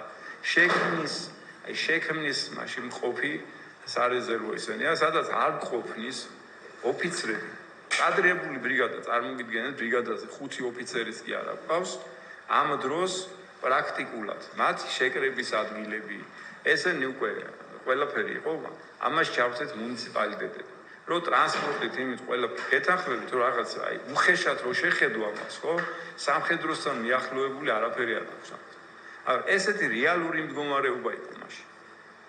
ანუ თქვენ ადასტურებთ იმას, რაც ჩვენ მოდიშ ვიხდი გამოთქმისთვის გასაცოდავებულ, განერვიულებულ და ჩვენი ნერვიულობა რა მოსატანი იყო, იქ ხალხი სამოქალაქო მოსახლეობა ჩარჩენილი იღუპებოდა.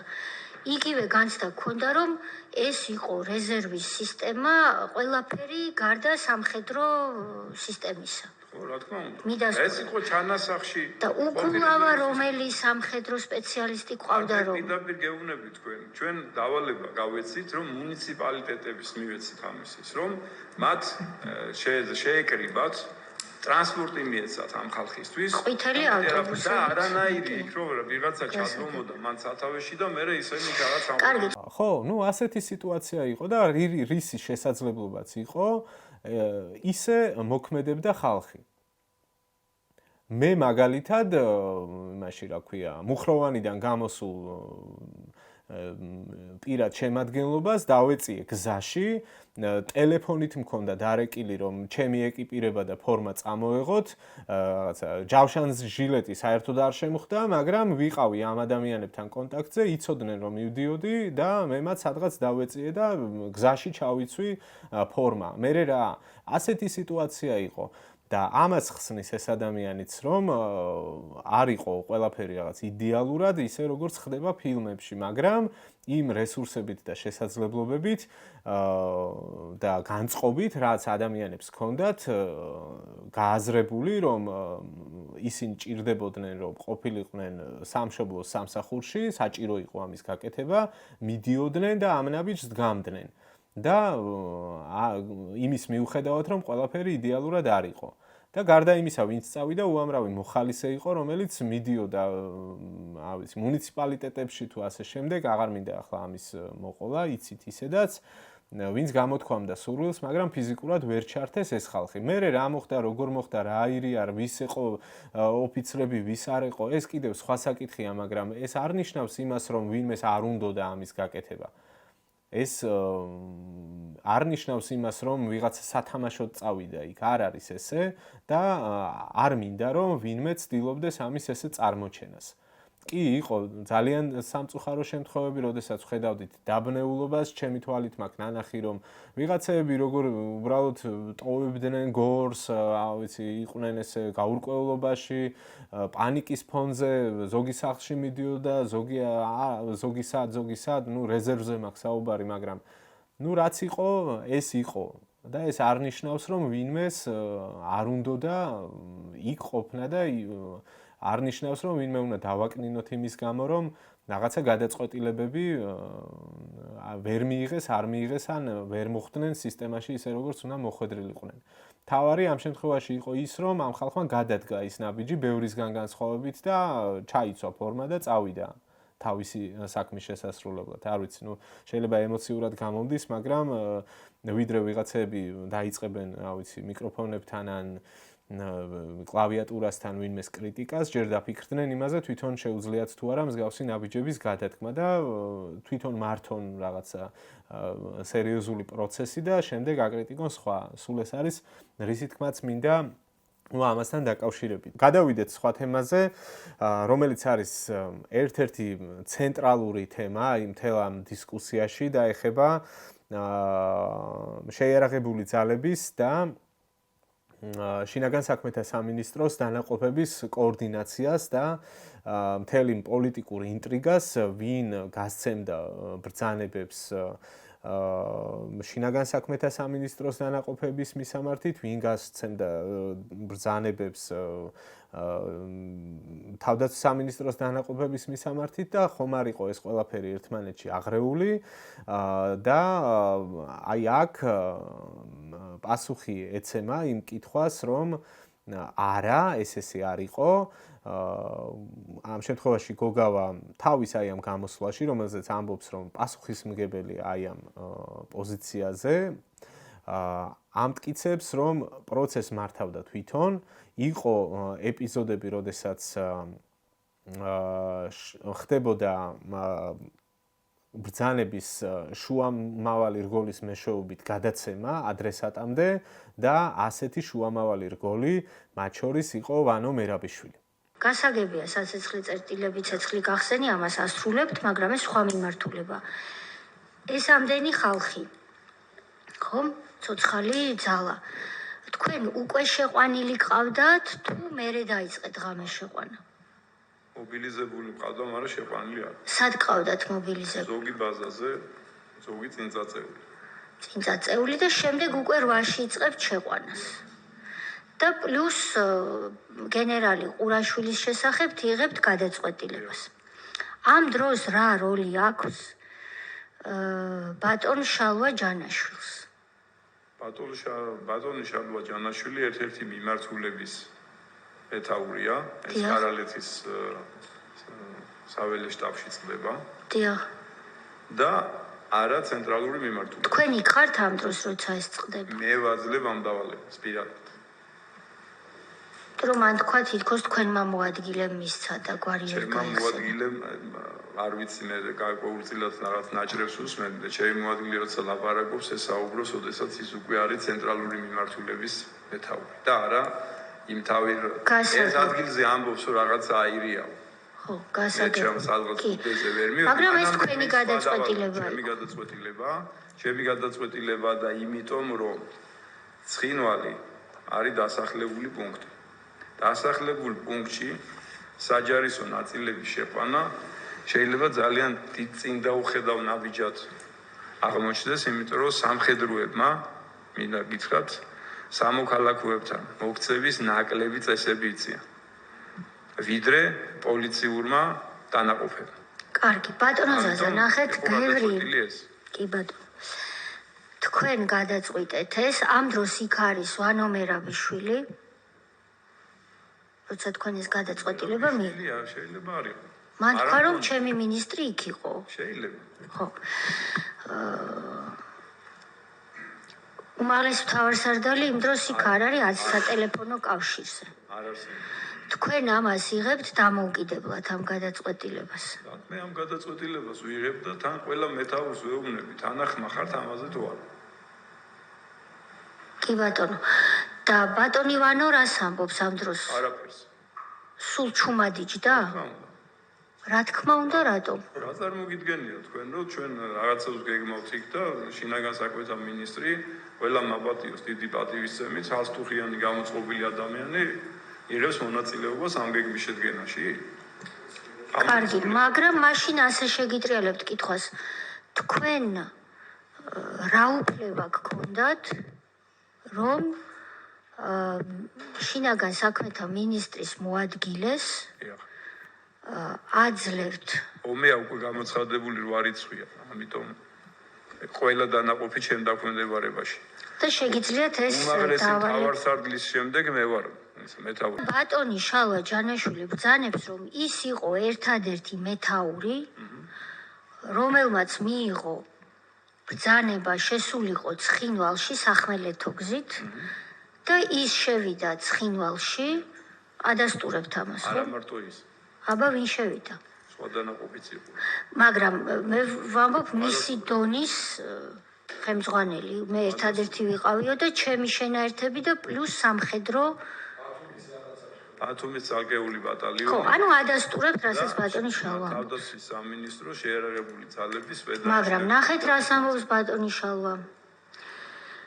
თქვენ ვამბობთ რომ მემორჩილებოდნენო და აბსოლუტურად გეთანხმებით, ვინ ეკითხება შინაგან საქმეთა მინისტრს რა მეთქვას, ამ ბრძანება გასცეს იქ სადაც არის გაერთიანებული შტაბების ხელმძღვანელი. ბატონი შალვა ამბობს ესეთ რამეს. მეო კარალეთის შტაბში დამევალა ცხინვალის დასავლეთის მიმართულებით წასვლაო და კონკრეტულ ადგილზე გაჩერებაო. თუმცა ადგილი ვერ დაასახელა. ეს არაუშავს, შეიძლება არ ახსოვს. ეს მივიღეო და მე დავიძარი ამ დასახული ამოცანის შესასრულებლადო. მაგრამო მე გამაყოლეს ორი სამხედრო მომამაგრეს, ორი სამხედრო პირიო, ორი პირი. და გამაყოლეს ტექნიკაო, მე ჩემი ტექნიკაც ყავდაო, მაგრამ მათაც დახმარება აღმომიჩინესო. იქო წავაწყდითო, თუმცა იძახის რომ რუკა გქონდა და ასე შეგვიძლია, წავაწყდითო.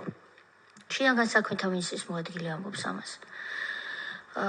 რომ წავაწყდითო სარწყავ არხსო, ტელეფონის არხი. ხო, ვერ გაიხსენა, სად იყო? ტელეფონის არხია ეს.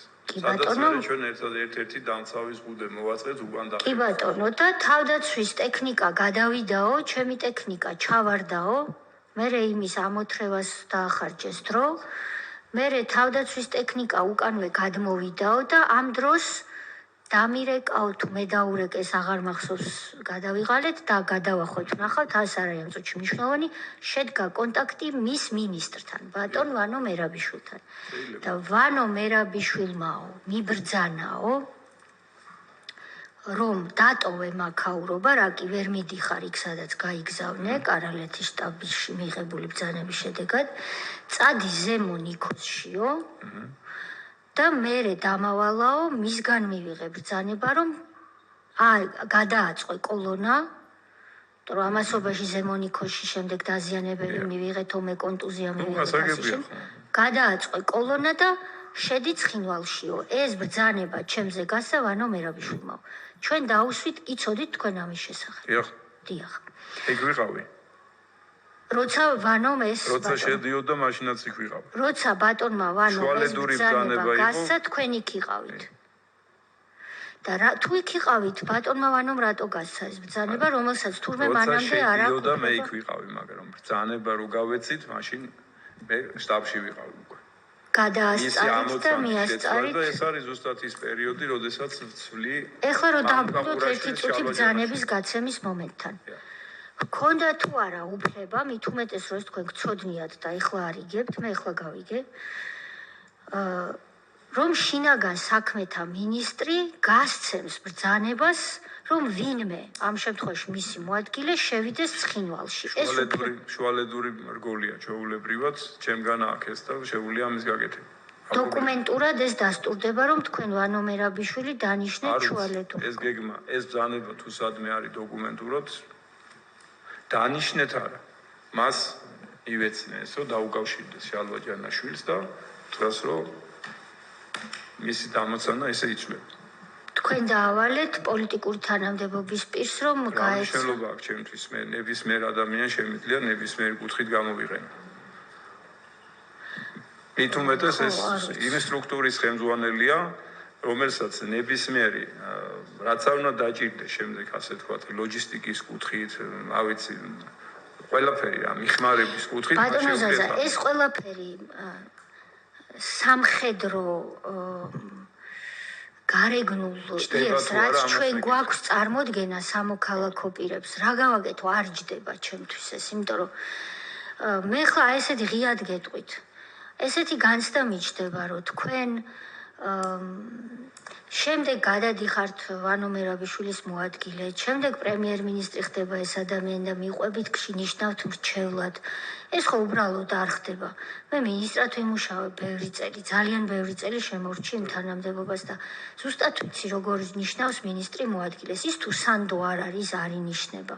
პიროვნული სანდო, პოლიტიკური სანდოობა. რა შუაში აქვს ამას? არა, ის განცდა რა მრჩდება, ამას გიხსნით, რომ თქვენ ვანო მერაბიშვილი დაუშვით შინაგან საქმეთა მინისტრი, რომელსაც თქვენ თვითონ თქვით არაფერი არ ესაქმებოდაო, დაუშვით, რომ დაგეგმარებაში, ხო? შემოგეყვანათ სამხედრო საქმეში არაუფლებამოსილი პირი. მე გქონდათ ამის უფლება, რომ დაუშვით.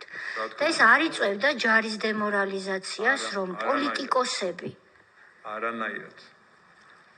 ეხლა სპეცდანიშნულების რაზმების მიმართულებით დიდი გამოცდილების მქონე შალვა ჯანაშვილი, რომ თქვენ დაიხმარეთ, იქაც შეიძლება იყოს კითხვის ნიშნები, მაგრამ ამას რაღაცნაირად გავიგებთ, მაგრამ პოლიტიკური თანამდებობის პირი, შინაგან საქმეთა მინისტრი, რომელსაც არანაირი გამოცდილება მე მგონი სამხედრო საქმეში არ აქვს, ხომ ასეა? და არც არაფერი სამხედრო გადაწყვეტილება არ მიუღია.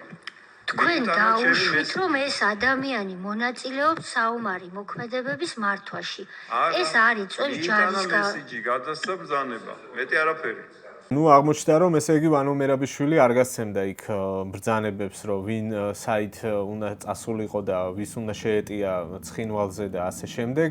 აღმოჩნდა რომ როგორც მოისმინეთ, ეს იყო მხოლოდ შუამავალი რგოლი, თუმცა ამის მიუხედავად მაინც იყო მცდელობა ჯიუტად იმის მტკიცების, რომ როგორ მოხდა ისე, რომ აი სამოქალაქო პირი, ამ შემთხვევაში პოლიტიკური თანამდებობის პირი ვანო მერაბიშვილი რანაირად მოხდა, რომ ჩართეს საომარ მოქმედებებში, მაგრამ ეს კაცი ჯიუტად ხსნის, რომ არა, საომარ მოქმედებებში არ ჩავრთე, მე ყველა მემორჩილებოდა, მქონდა უფლება, რომ როგორც მე ჩავთვლიდი საჭიროდ ის ხალხი, ვინც იქ იყო, გამომეყენებინა, სამოქალაქო იქნებოდა თუ სამხედრო და ერთ რაღაც კონკრეტულ მომენტში მე მივეცი მიმართულება, მივეცი ფუნქცია, რომ ყოფილიყო გამტარი რგოლი და ამასაც ხსნის, რომ სწორედ იმიტომ, რომ ის იყო მის მოადგილეზე საუბარი, რომელსაც კონკრეტული ამოცანა ჰქონდა დავალებული და უნდა შეესრულებინა და შემდგომი კოორდინაციისთვისაც იქნებოდა ეს ლოჯისტიკური მხარდაჭერა თუ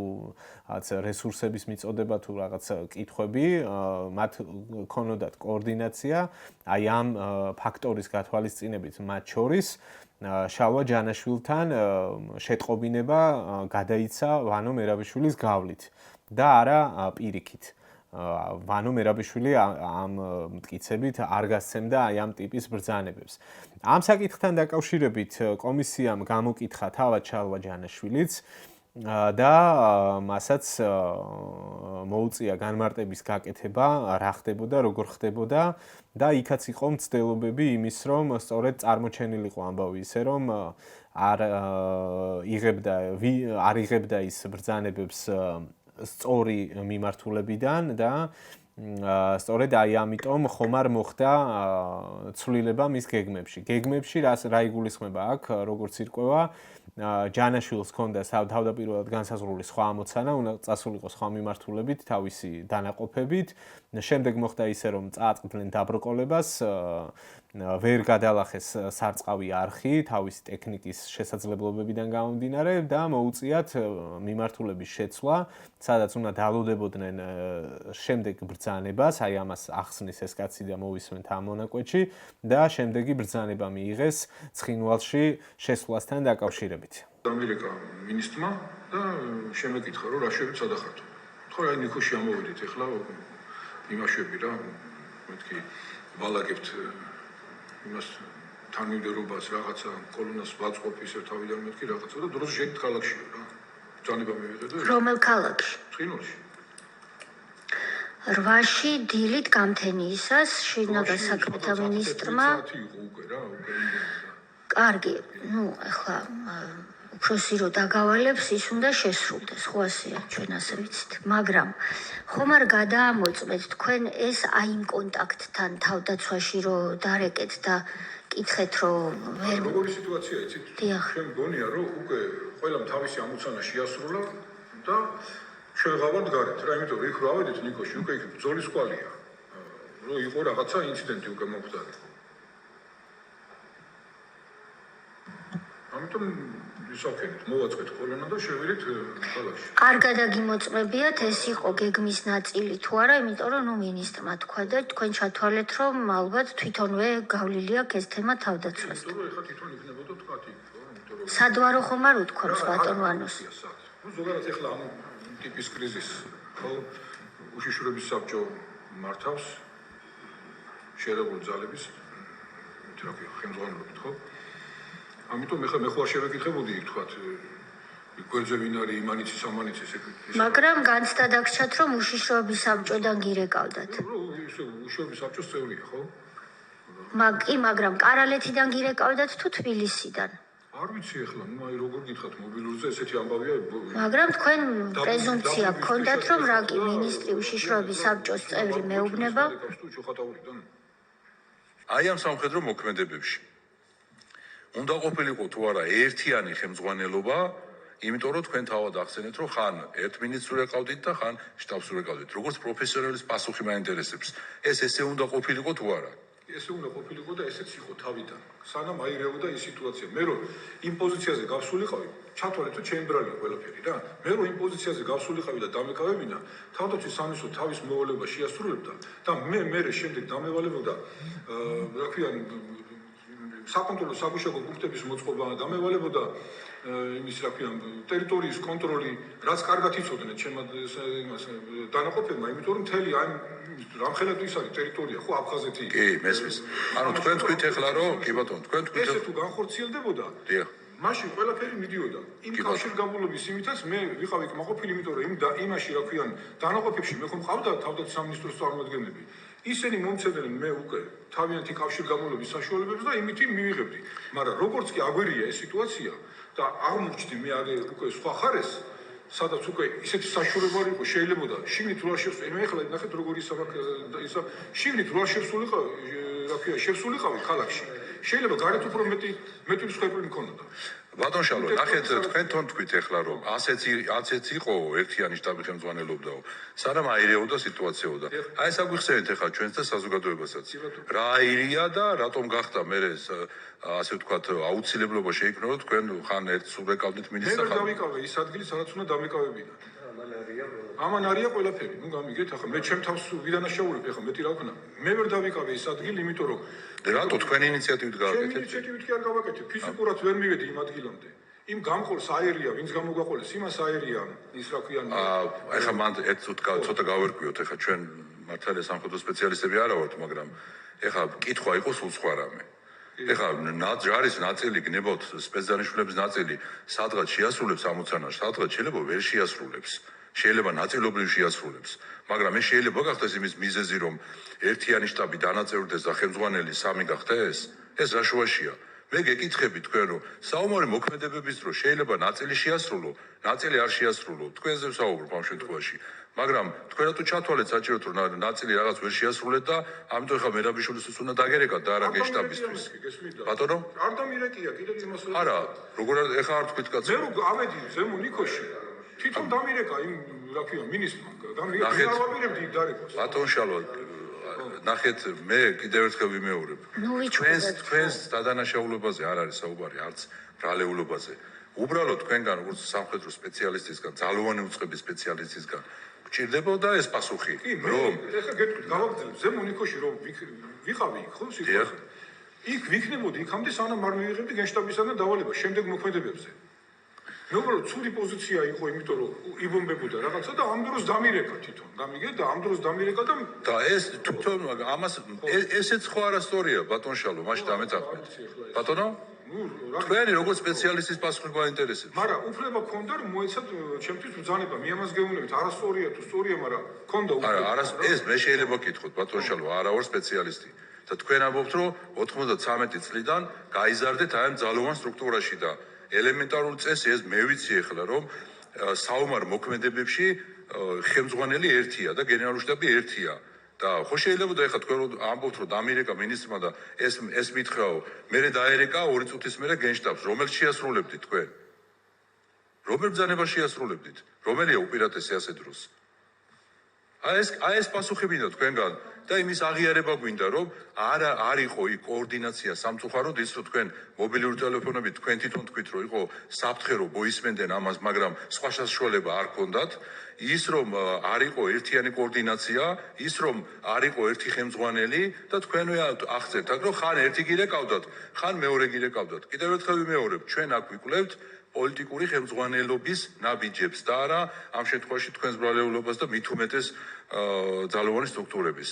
აი და ბიჭების მით უმეტეს ყველას კიდევ ერთხელ დიდი მადლობა რა თქმა უნდა. აი ამისი პასუხი გვინდა ბატონ შალვა. აი იყო ეს ნორმალური და არის ნორმალური თუ არა რომ ხან ერთმა დაგირეკოს, ხან მეორემ და მაშინ რომლის ბრძანება შეასრულებთ. ხო არ არის ეს ნორმალური, დაგვეთანხმეთ. სამხედრო არმია და დავალებას და ბრძანებას რომ მიიღებ, ის უნდა ვისგან? ვიცი რა. ვისაც აქ ამის უფლება ხო და ბატონო გურამ, დაგეხმარებით თუ არ იუკადრისებთ. ძალიან კარგი კითხვა დასვით თქვენ. როდესაც ადამიანი არის გასული ველზე, რა მნიშვნელობა აქვს რას აკეთებს, მით უმეტეს როცა არის სამხედრო და იცავს სახელმწიფოს და მის სუვერენიტეტს. თუ მიიღებდით, მას ჭირდება კაფიოობა მაქსიმალური, იმიტომ რომ დროა ცოტა. თქვენ თუ მიიღებდით ბატონმა გურამმა ეს კითხათ. დავალებას გენშტაბიდან, მოადგილისგან, ან ბატონი გუგავასგან, რომელიც გეტყოდათ წაბრძანდი მარცხნივ და თუ მიიღებდით ვანო მერაბიშვილისგან, თქვენი მინისტრისგან დავალებას წაბრძანდი მარჯვნივ. რას გააკეთებდით? როგორ იყო ეს მოწყობილი? რას იზამდით? ურთიერთ გამომრიცხავ ბრძანებებს თუ მიიღებდით? ბოლო ბრძანება თუ იქნებოდა გენშტაბის უფროსებთან, იმ დავალებას შევასრულებდი. რომელიც ბოლო იქნებოდა და თუ იქნებოდა? თუ დამირეკავდა ზაზა და სიტყვა ზაზოგოგავა და მეტყოდა რომ იყავი მან და ისაკენი რა ქვია, დაგველოდე ჩვენ ან არ გადაადგილდე, მაშინ ამ დავალებას შევასრულებდი. და შემდეგ თუ დაგირეკავდათ ბატონ ივანო და გეტყოდათ გადაადგილდიო, ასეთ შემთხვევაში გადაადგილდებოდით. ანუ ბოლო ბრძანებას შეასრულებდით, მიუხედავად იმისა, მისდა ეს და თუ დამერეკავდა ეს მეტყოდა და მე უკვე ჩავთვლიდი რომ ეს დანაყოფები დანარჩენები არ იყვნენ მზად და მარტო გასაგებია იმაში ხო არ გაგიშთათ განცდა რომ უაზროდ საციკლილოდ გაგიშვეს სადღაც თქვენ და თქვენი დანაყოფი იმიტომ რომ თქვენ ყოლოდათ თქვათ არტილერი აქვს ქონოდათ თქვათ 20 ტანკი ან რაღაცა რომელიც ახლა ქალაქის დაკავებისთვის იქნებოდა საჭირო მესმის მაგრამ გადის დრო თქვენ ეუნებით რაღაცა მომაშველეთ და 3 ტანკის ამარა ხართ მეტი არავინ არაფერს არ გაშველებთ ტექნიკაში არ გაგიცდათ განცდა რომ ეს სად გამიშვეს 3 ტანკით მართლა აი პატარა იმას ვერ დაიკავებ ხო თქვენი შეფასება როგორც პროფესიონალის სამხედრო განათლების რა შეიძლება ამას დაერქვას უყურადღებობა ღალატი უპასუხისმგებლობა აი რა შეიძლება რომ ყველაფრის მე რაც მე თქვა აი დამთავრდა ერთი ის მაქვს აი ესეთი ჩამოყალიბებული მაქვს და ამას ალბათ ვერ მომიშლის ვერავინ რა აი ეს 5 დღე რო არ ყოფილიყო აი ესეთი წინააღმდეგობა სამხედროების ძირითადად თავდაცვის სამინისტროს სამხედროების აი ესეთი წინააღმდეგობა არ იქნებოდა დრო არც მთავრობას საერთაშორისო ისინი რაფიან ჩვენი მეგობრები ისინი ჩართულიყვნენ და დარწმუნებული ვარ რომ მთელი ტერიტორიის ოკუპაციას მოახდენდა რუსეთი აი მან გადაგვარჩინა აი ამ თავდადებამ რა თქვა ეხლა მე იმაზე ვერ ვიფიქრებდი გამიგეთ იქ ეხლა იქ 300 სპარტანელი რაზე ფიქრობდა რა ქვია რომ თქვა იქ უკან ამხელა ქვეყანა ედგა ხო სიტყვაზე ვერ ეხმარებოდნენ და იქ იხოცებოდნენ ეხლა ავაკითხეთ იმათ სად გამიშოვა ეხლა ეს კაციც გეტყოდა ხო იტყოდა ხო ეს და სად მიხოცებითო მაგრამ ნუ არის დრო მომენტი როცა ამას აკეთებ მაგრამ ბოლოს რა შედეგის დადგა ეს შედეგი დადგა რა რომ ჩვენ მთელი ქვეყანა ვიხსენით ოკუპაციისაგან აი იმ გმირობით იმ დაღუპული ხალხით და რაღაცით აი ეს მაგ წამოყოლილი რა კარგი მოკლედ რა გამოდის ხო რომ ეს ხალხი თავისი თავგანწირვით თავისი რესურსებით როგორც შეუძლიათ ცდილობენ რომ ამოცანები შეასრულონ და მეორე აი ამ მთელ ამ საუბრებში ბევრი მცდელობის მიუხედავად ვერ მტკიცდება რომ ვინმე არ ღვევდა იერარქიას ან ვინმე არ ღვევდა კანონს არასწორ ბრძანებებს გასცემდა ან რაღაცა შეცდომებს უშვებდნენ სამოქალაქო პირები რომლებიც იღებდნენ გადაწყვეტილებებს სამხედროების ნაცვლად და ამის გამო ხდებოდა სიტუაციის მოშლა აღრევა შეცდომების დაშვება და ასე შემდეგ ანუ ეს მცდელობები ფაქტობრივად წყალში ეყრებათ აი ამ საუბრებიდან ეს დასკვნა გამოდის მხოლოდ ხო და ყველგან ჩიხში შევიდნენ. ახლა იწყება შემდეგი ეპიზოდი, სადაც ამ შემთხვევაშიც მცდელობასთან გვაქვს საქმე, რომ გამოვლინდეს სუსტი წერტილი, რომელიც მძიმე შედეგით დასრულდა. თეატრულკიანი კითხულობს წერილს, ერთ-ერთი სამხედრო პირის გაგზავნილ წერილს, სადაც საუბარი არის როგორ გაუხსნეს ქართველმა სამხედროებმა ერთმანეთს ეგრეთ წოდებული მეგობრული ცეცხლი, რასაც ეძახიან ასეთ ტერმინი არსებობს, როგორ მოხდა აი ეს ინციდენტი და ცდილობს რომ ამაზე პასუხისმგებლობა მიანიშნოს რომ ეკისრება სწორედ გადაწყვეტილებების მიმღებ პირებს, ბრძანების გამცემ პირებს და ამით წარმოაჩინოს რომ სწორედ აი ესეთი ინციდენტები მიანიშნებს იმაზე რომ არ არსებობდა ნორმალური სამუშაო გარემო იმისთვის რომ პროფესიონალ ხალხს მიეღო პროფესიონალური გადაწყვეტილებები. სარაბუგზე ჩვენ მივიღეთ ასეთი წერილი. წერილში ნათქვამი ასეთი რამ. 2008 წლის ომის დაწყებამდე ვიყავი 10 დღიან შვებულებაში. გამოძახებისთანავე გამორცხადდი სამხედრო ნაწილში. და 7 აგვისტოს ღამით უკვე ვიყავი საომარი მოქმედების არეალში. საბრძოლო მოქმედების დროს ვასრულებდი ყველა ბრძანებას, რაც მოდიოდა ხელმძღვანელობისგან. 2008 წლის ამ პერიოდში ჩემი აზრით იყო დაშვებული შეცდომები ხელმძღვანელობის მხრიდან.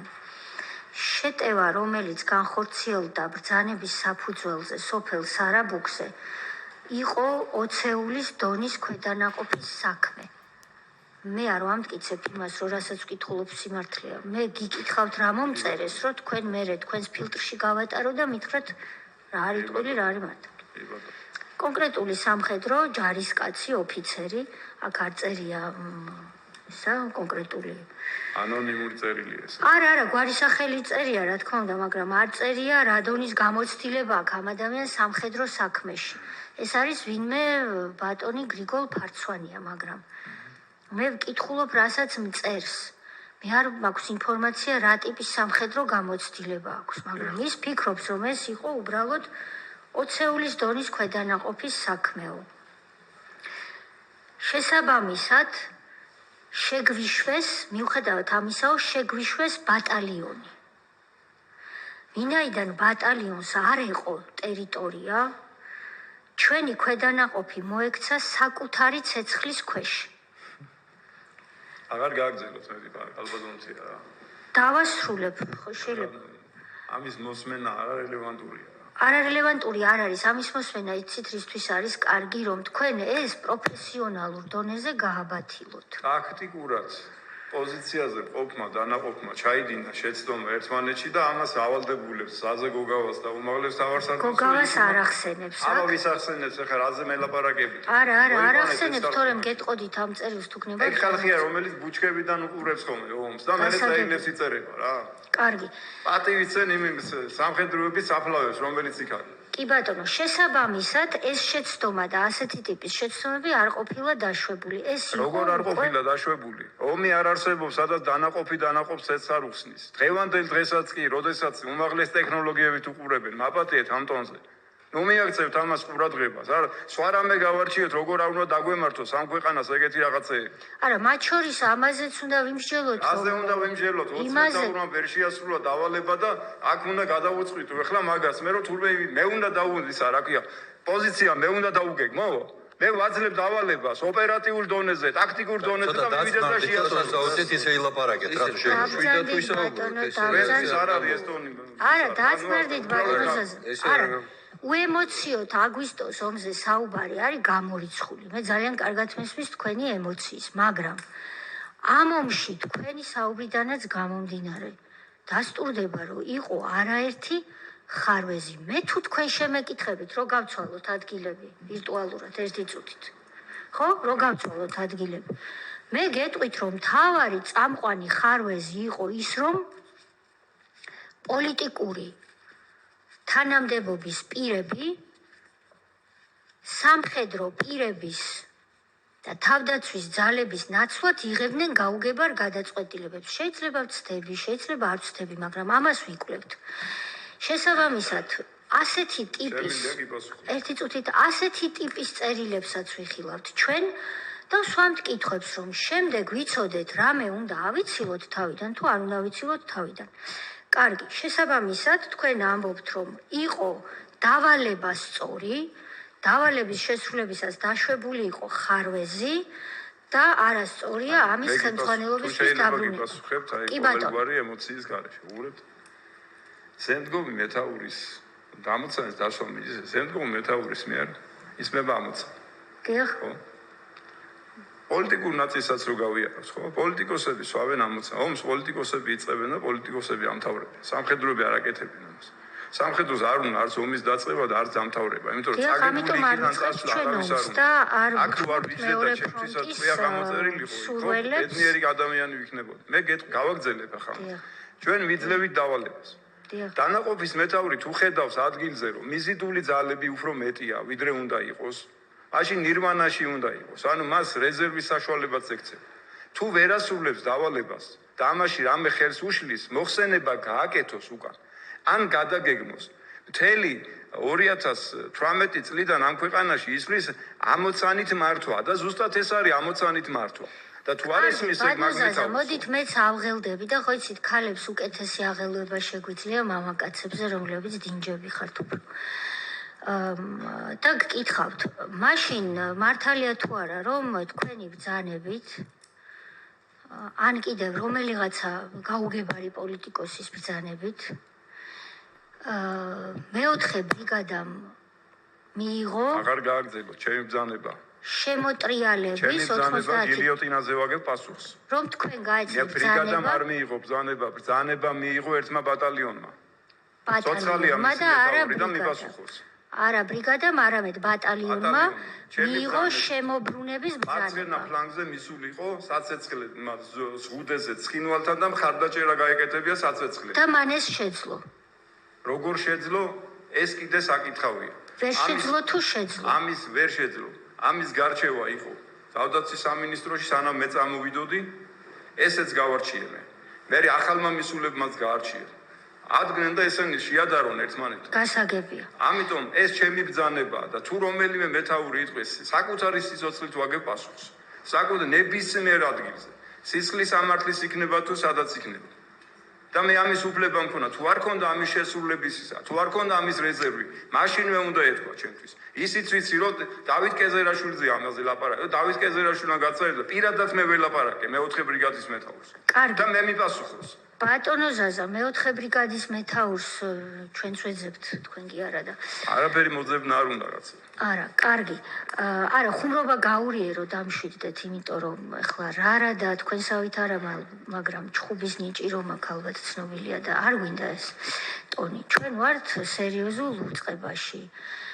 ამიტომ დამშვიდდეთ. თქვენ ყველაზე კარგად უნდა იცოდეთ ბატონო ზაზა, რომ ჩვენი ხელისუფლება, რაც არ უნდა თქვენ ყოფილიყავით იმ მოკლე პერიოდში ჩვენთან პოლიტიკურ ბრძოლაში ჩართული ბოლოს და დამარცხდით პოლიტიკურ ბრძოლაში ჩვენთან.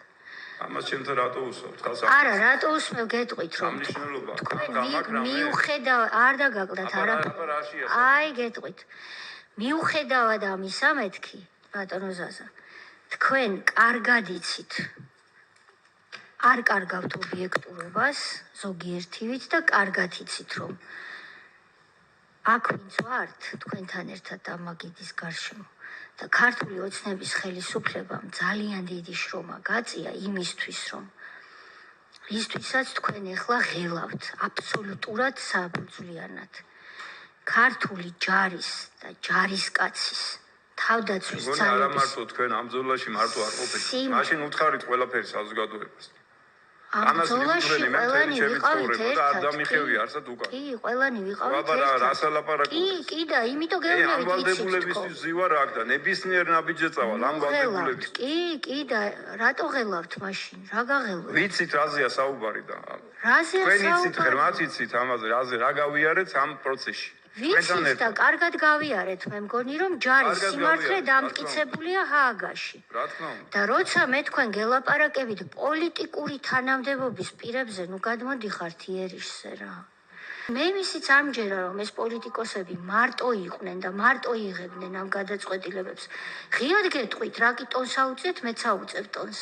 ღიად გეტყვით რომ მე იმისიც არ მჯერა სამწუხაროდ რომ როდესაც თქვენ გადაწყვიტეთ სამხედროებმა რომ მოთმინებით პასუხი ჯობს იმ ეტაპზე რამდენიმე საათში გირეკავთ უმაღლესი მთავარსარდალი და გეუბნებათ რომ დაადგინე წერტილები და ცეცხლი გახსენი რომ ეს გადაწყვეტილება მან დამოუკიდებლად მიიღო არ მჯერა აი ტონს უწევ და გეუბნებით რომ არ მჯერა და გახვია შარში ჯარისკაცი ქვეყანა და სამოქალაქო მოსახლეობა ეს ჩემი შეფასებაა და რა კი თქვენ ნერვიულობთ პოლიტიკოსებს რო ვახსენებ ნუ ნერვიულობთ თქვენ რო იცახით მე გავეცი ბრძანებაო და თითქოს კეზერაშვილი ანგელოზი მყავს და ვანო მერაბიშვილს აქ რა შვაშია ეს არა მე გავეცი ბრძანებაო ჩვენ დადასტურებულად ვიცით რომ რო იქ ვიღაცა მე ესე მეუბნებოდა რომ მიდი ახლა ზაზე გაიქეცი წალი მოიტანე და მე იქით ესროლე ეს ჩემი შეურაცხყოფა მეტი არა მე ჩვენ არ ვფლობთ სვანამეზე არა მაქვს მე ბატონო ზაზა ნახეთ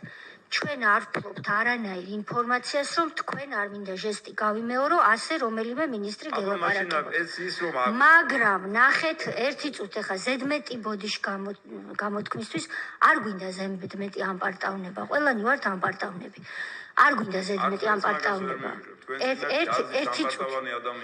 ერთი წუთი ბატონო ზაზა ჩვენ გვაქვს დადასტურებული ინფორმაცია და ამას კიდე ვიკვლევთ რომ რაღაც არ შევიდეს დასკვნაში ისეთი რაც არ არის სიმართლე რომ შალვა ჯანაშვილმა ვანო მერაბიშვილისგან მიიღო და არა თქვენგან ცხინვალში შესვლის გადაწყვეტილება თქვენ ეს დამიდასტურეთ პლუს მე დაგიდასტურეთ რომ ეს ხო შუამავალი შუამავალი იყო. შუამავალი იყო. ფაქტი არის დადგენილი და რატო ნერვიულობ? არ ნერვიულობ, ალბათონო. გასაგებია. ერთ ამაზე ნერვიულობ. რა გაგვცა ნერვიულობ? არსებობენ ამ ქვეყანაზე პოლიტიკოსები, რომელსაც შეუძლია ომში ზაზა გოგავას ეგეთი ბრძანება მიცეს რა. რომ აი არ მაინტერესებს, ეხლა მოუხვევ და აქეთ წახვა. სხვა ადამიანს ელაპარაკები. საერთოდ არ მაინტერესებს ეგ პოლიტიკურად როგორ გამოიყურება. აპატიეთ, ამიტომ ეს ტონი თქვენ არ გეკუთვნით. ესე იგი თქვენ ამბობთ ვაგებ გარდაცვლილების სიმაზე. ამიტომაც არის ჩემი ტონი ესეთი რა.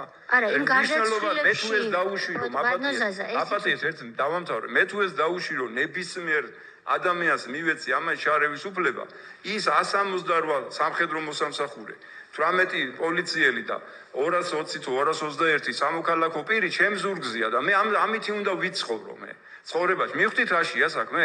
ანუ არ გავაკეთე ის რაც უნდა გამეკეთებია. არ შევასრულე მაგრამ ნახეთ ბატონო ზაზა, ნახეთ როგორ არის, მე რას ვფიქრობ. მედია ჩვენ ისე დავასრულებთ ამ შეხვედრას, მე და თქვენ ერთმანეთს გავუგებთ. მე ამის მჯერა. ნახეთ, როდესაც თქვენ ამბობთ, რომ ვანო მერაბიშვილს ვიყენებდი შუამავლად. რა თქმა უნდა, დამთავრდა, ფაქტი დადგენილია. მით უფრო რომ სხვებიც ადასტურებენ, რომ შალვა ჯანაშვილმა სწორედ მერაბიშვილისგან მიიღო ეს ბრძანება და ახლა ირკვევა, რომ კონკრეტულ მომენტში კონკრეტული გამოიყენეთ მერაბიშვილი, ანუ პოლიტიკური პირი. უკან დახევის ბრძანება ვინ მიცა? არ ვლაპარაკია მაგაზე? იქიდან რომ გამოვიდა, ვისთან შეათანხმა? ვანოსთან შეათანხმა? ვინ? შალვამ. გეკითხა, არა, თავისით გამოვიდა, რა თქმა უნდა, მე კი არ გეკითხავთ, ვისთან შეათანხმა ეს? თქვენთან შეათანხმა თუ ვანოსთან შეათანხმა? გეკითხავთ და იქვე გიპასუხებენ, ვისთან ათანხმებენ ამას. ის თქვენზე მეტად აღელდა, ამიტომ კიდევ გვექნება მასთან. აღელდა, იმიტომ რომ ჯარისკაცები დაკარგა იმ კაცმა იქ. ხო, დანაკარგს რაც შეეხება, მოდით ასე შევთანხმდეთ რა. ნუ დაუტრიალებთ ერთმანეთს დანებს ჭრილობებში, იმიტომ რომ იმ დანაკარგებში ჩვენი სისხლი და ხორციც იყო. ამიტომ მოდით მართლაც ნუ ვიძახებთ დანაკარგი მქონდა. დანაკარგი მქონდა ყველას. გასაგებია, მაგრამ სენსიტივი მე მგონი ვის მხარეზეა ფაქტია რა. მე არავის არ სენსიტივი ყველას მხარეს არის. ესეთი ტაქტიკა შეიმჩნეოდა ამ კომისიების ხდომებზე, რომ სადაც პოლიტიკურ თემებზე ვერ გამოიჭერდნენ ხოლმე სპიკერებს, მომხსენებლებს, არ ვიცი რომ გამოსაკითხ პირებს, როგორც კიდათ ისე დავარქვათ. მე ხდებოდა რაღაც ხარვეზებზე მითითება რა. მათ შორის იყო ეგეთი თემა, რომ აი რატომ იყენებდით ტელეფონებს კავშირის დასამყარებლად და ნუ რატომ არ იყო ესაც იდეალურად ისე როგორც ფილმებში ხდება და რაღაც სატელიტური თითქოს რაღაც სატელიტურ ონლაინ იღებდა იქ ხალხი მონაცემებს და დაზვერვის ინფორმაციას და ასე შემდეგ რა, რაღაცა იდეალურ სცენარიდან რაღაც მორალის ტონით გრძელდებოდა ესეთ თემებზე ლაპარაკი. და ნუ აი ასეთ მომენტებში იყო ამ ხარვეზების შესახებ აღიარებებიც, მათ შორის აი ტექნიკურ ნაწილზეც სცემდნენ მოპასუხეები პასუხებს და იყო ასევე გარკვეულ გადაწყვეტილებებთან დაკავშირებით კრიტიკული მოსაზრებებიც, მათ შორის იმაზე, რომ კატასტროფული შეცდომა უწოდა უტიაშვილის განცხადებებს, როდესაც იქ აღწერდა სატელევიზიო ეთერში ვინსად როგორ შედიოდა და ვინა განლაგებით რა პოზიციებზე მოქმედებდა, აი ამაზეც გააკეთა განცხადება გენერალმა ზაზა გოგავამ. თეორი საქართველოს ტელევიზორს იყო მიჯაჭვული მაშინ და რაღაცა დავიზეპირეს ყველა პატარა სოფლის და უბნის სახელიც კი ერთი ვახტანგისი იყო თუ არ ვცდები რა მნიშვნელობა გეყლამებს. ესე პირდაპირ ეთერში გვიხსნიდნენ მაღალი თანამდებობის პირები, სად რა განლაგება იყო, საიდან იყო შეტევა ერთ-ერთი ესეთი გვახსოვს ყველაზე რუკაზე რო ხაზავდა პირდაპირ იყო შოთა უტიაშვილი შინაგან კატასტროფული შეცდომა. ბატონო, კატასტროფული შეცდომა. მადლობა, აი ზუსტად ამის გაკეთება. კატასტროფული შეცდომა ხო ეხა მე თქვენ როგორც გენერალური შტაბის ხელმძღვანელმა თქვენ გემორჩილებოდათ ყველა ვანო მერაბიშვილს ავალებდით ტელეფონზე და ვანო მერაბიშვილი რეკავდა ტელეფონზე რომ აი ჩემ თქვენს დავალებას ასრულებდა. ვერ უთხარით რომ უტიაშვილი მოხსენით ეთერიდან და ეკაზღულაძე კიდევ. გამოდის რომ არის რაღაცები, რასაც ვერ აქცევურათ ეგრეს. გამოდის არ ესეა რა. ეს ომია. ეს ომია. ომში ხდება ეგეთი რაღაცები. ფაქტიც არის და თქვენამდე არაერთმა აქ მოსულმა ადამიანმა ბრძანა რომ ტელეფონის ხორციელდებოდა მობილური ტელეფონის კავშირი. აი რატო ვერ უზრუნველყავით რომ უწყებას ერთმანეთთან კავშირი ქონდათ? აღმოჩნდა რომ შინაგან საქმეთა სამინისტროსაც და თავდაცვასაც საკმაოდ კარგად დაცული სისტემები ჰქონდა. კი არა, ჯარშიც არ იყო დანერგილი ბოლომდე უმაღლესი ხარისხის ჰარისის რადიოკავშირი. იმიტომ რომ ვერ მომასე გარკვეული ნაწილი საწყობშიც კი იდო. ეს ჯარი არის აი რაღაც განვითარების ეტაპშია რა. არ არის რაღაც დასრულებული, დანაყოფები არ არის დასრულებული. აი უბრალოდ ამიტომ ვიძახი რომ არ მინდა რომ რაღაც ემოციაში გადავიდე, უყურეთ მოწინააღმდეგე ამას უყურებს, გამოიყენა კიდევაც, რომ აი რაღაც უკეთეს წერტილში მიდიან ეთყობა რა. ხვალ რო შევალთ უფრო მაგარი ბიჭები იქნებიან და მოვიდა იმ დროს რომ აი რაღაცა აი წარმოიდგინეთ როგორი მდგომარეობაა რა. ზღვის ნაპირთან დადგეთ, მოგიტანოთ ფიცრები. გითხრანო ეს ნავი უნდა ააგოთ, თქვენ წინააღმდეგ მოდის ხომალდი და სადაც შეხვდებით, როგორი აგებული ნავით გეყოლებათ, ისე უნდა იბრძოლო. ამაზეა საუბარი და როგორ თქვა ახლა რომ ეს რა ქვია, მობილური ტელეფონით კავშირი, ეს აი როგორ გამომრჩა კაცი უნდა და არა, ვერ დაუკავშირდა, რაღაცით აიღო მობილური, მაგრამ მობილურში შეიძლება კოდური სიტყვა უთხრა და დამთარ მოусმინოს რამდენიც უნდა. ოპერატიული სიღრმე 15 კილომეტრია ხო? 15 კილომეტრ წინ წახვალ მოიგებ, უკან წამოხვალ წააგებ. ამაზეა საუბარი რა. მე მინდა რომ თქვენთან რატო ვარ, იცი ასე არ მინდა რომ ემოციაში გადავიდე. ყველა სამხედროს აი ვემუდარები აქედან მინდა ვთხოვო, როდესაც ესეთ საქმეს არჩევენ, ხო? იქ გაარჩიონ კაცო, სადაც მაგი და ერთმანეთ წერილები კი არ მიწერონ. ვიღაცას ეთქვა ზაზე გოგავასთვის ის რომ ბატონო გენერალო, გავიგე რომ შენ აქ თავარი ხარ, მაგრამ აი რაღაცა ხდება იქ არასწორად რა და მოდი გამოვასწოროთ რა. თუ უსყულამდე უნდა მიმაცილონ კაც. მე იმასაც გეტყვით განხილვა რომელიც თავდაცვის სამინისტროში მოხდა ამასთან დაკავშირებით, ხო? lessons learned ქვია ეს და რომ უნდა გაიგო ცივი დუში, უნდა თქვას ვინა გააფუჭა, ვინა გააკეთა, ხო? რა ვიცი, ყველა ჩუმად იყო, ყველა წნარად იყო. ერთი წინადადება არ მოუციათ ჩემთვის. რო იცი რა ხვალესი არ გავაკეთოთ. იმას კი არ ვიხვეწებოდი ვიღაცა უნდა დაგვესაჯა თუ არ დაგვესაჯა. მიგვეცა ისა რა ქვია მედალი თუ არ მიგვეცა მედალი. არა, ხვალ უკეთესად მომზადებული უნდა ვიყოთ. ო ეს მტერი არსად არ წავა. კი ბატონო, მტერი არსად არ წასულა ნამდვილად და თუ 2008 წელს სამხედრო გზით მოხდა აგრესია და შემოჭრა ამ შემთხვევაში ბოლო პერიოდში პოპულარული მათ შორის ისაც არის ჰიბრიდული მეთოდები, ეს ისე მიმიხვდებით ალბათ რასაც გულისხმობ. ხო, რომ შევაჯამოთ ბევრი მნიშვნელოვანი საკითხის შესახებ მივიღეთ ინფორმაცია, ბევრი რამე ჩემთვისაც იყო სიახლე და იმედი მაქვს რომ ეს ფრაგმენტები, რაც მე შევარჩიე მნიშვნელოვან თემებთან დაკავშირებით თქვენთვის სასარგებლო ინფორმაციას უყრის თავს და გარკვეულ წარმოდგენებს შეგიქმნით პროცესთან დაკავშირებით. მით უმეტეს იმ ფონზე, რომ მთელი რიგი სამთავრობო არხები აშუქებენ ამ პროცესს აბსოლუტურად ცალმხრივად და აჟღერებენ იმ ნარატივს, რომ ხო აი ნამდვილად მტკიცდება ის, რასაც ქართული ოცნება ამბობს, რომ აი ცეცხლის გახსნა მოხდა ქართული მხარის მიერ და ასე და ასე შემდეგ, რომ ფუნქციები იყო ერთმანეთში არეული და აი ამ ხალხის რაღაცა არაპროფესიონალიზმმა და მათმა გაუგებარმა გადაწყვეტილებებმა შეიწირა ხალხი და მიგვიყვანა აი ამ უბედურებამდე და ასე შემდეგ. ალბათ იმედი მაქვს მე ყოველ შემთხვევაში და ამისთვის ვცდილობ რომ აი ესეთი ტიპის ვიდეოები ვაკეთო, რომ სწორი აღქმების გამყარებას შეუწყო ხელი იმის მიუხედავად თუ რამდენი ადამიანი ნახავს. რამდენიც ნახავს და დიდი მადლობა რომ თვალს გვადევნებთ. ამ ვიდეოს პრინციპში დავასრულებ მამუკა მდინარაძის პოსტით. მამუკა მდინარაძემ აი ამ პროცესის პასუხად ესეთი პოსტი დაწერა რა, რომ ეს არის რომ წარე სიმართლეო, 2 დღეა სრული ისტერია კოლექტიურ ნაცმოძრაობაში გასაგებ მიზეზებთან ერთად მათ ძალიან აწუხებთ კომისიის გამოძიება აგვისტოს ომის თემაზე, სადაც დადგინდა, რომ ცეცხლის გახსნის ბრძანება მიხეილ სააკაშვილმა გასცა 2008 წლის 7 აგვისტოს 23 საათსა და 45 წუთზე.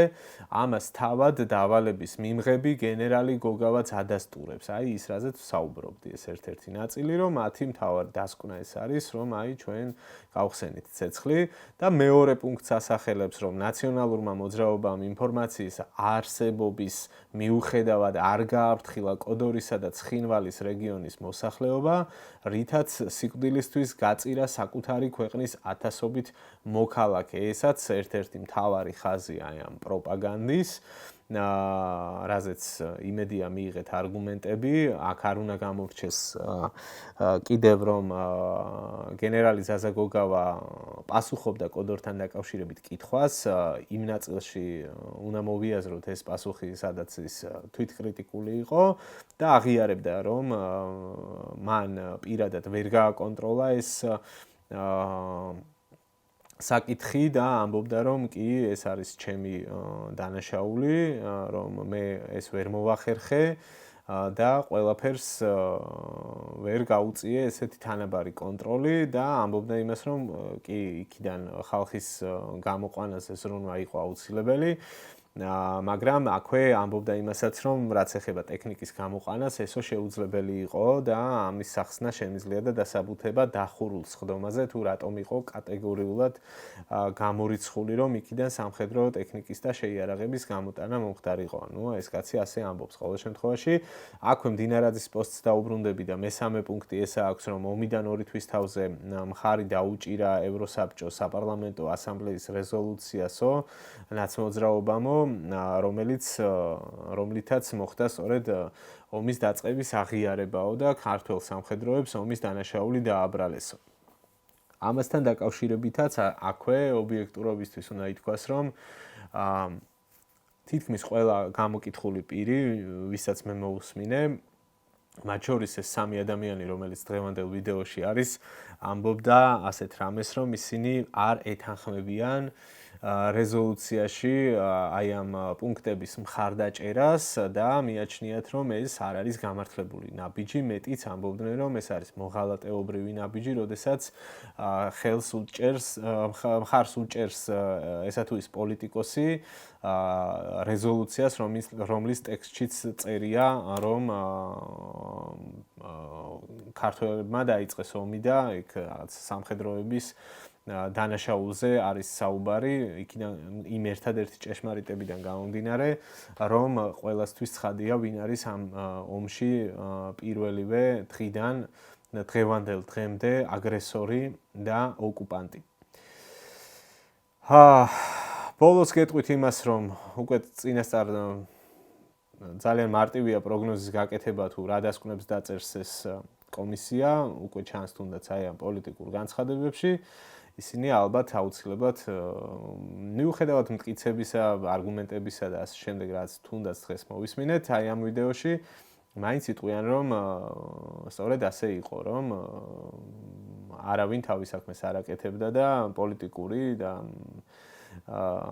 პასუხისმგებელი ხალხის ბრალი არის, მათ შორის აი ამ ხალხის, ვისაც უსმენდით, რომ ესეთი მძიმე შედეგები დადგა და ნახოთ. ჩემთვის დასკვნები მარტივად გამოსატანი არის, დაწერეთ თქვენი მოსაზრებები, კომენტარები არ დაგავიწყდეთ და თუ არ გაქვთ გამოწერილი, კიდევ ერთხელ გთხოვთ, რომ გამოიწეროთ ჩვენი არხი, გაგვიგრძელდა დაგემშვიდობებით შემდეგ ეპიზოდამდე. ნახვამდის.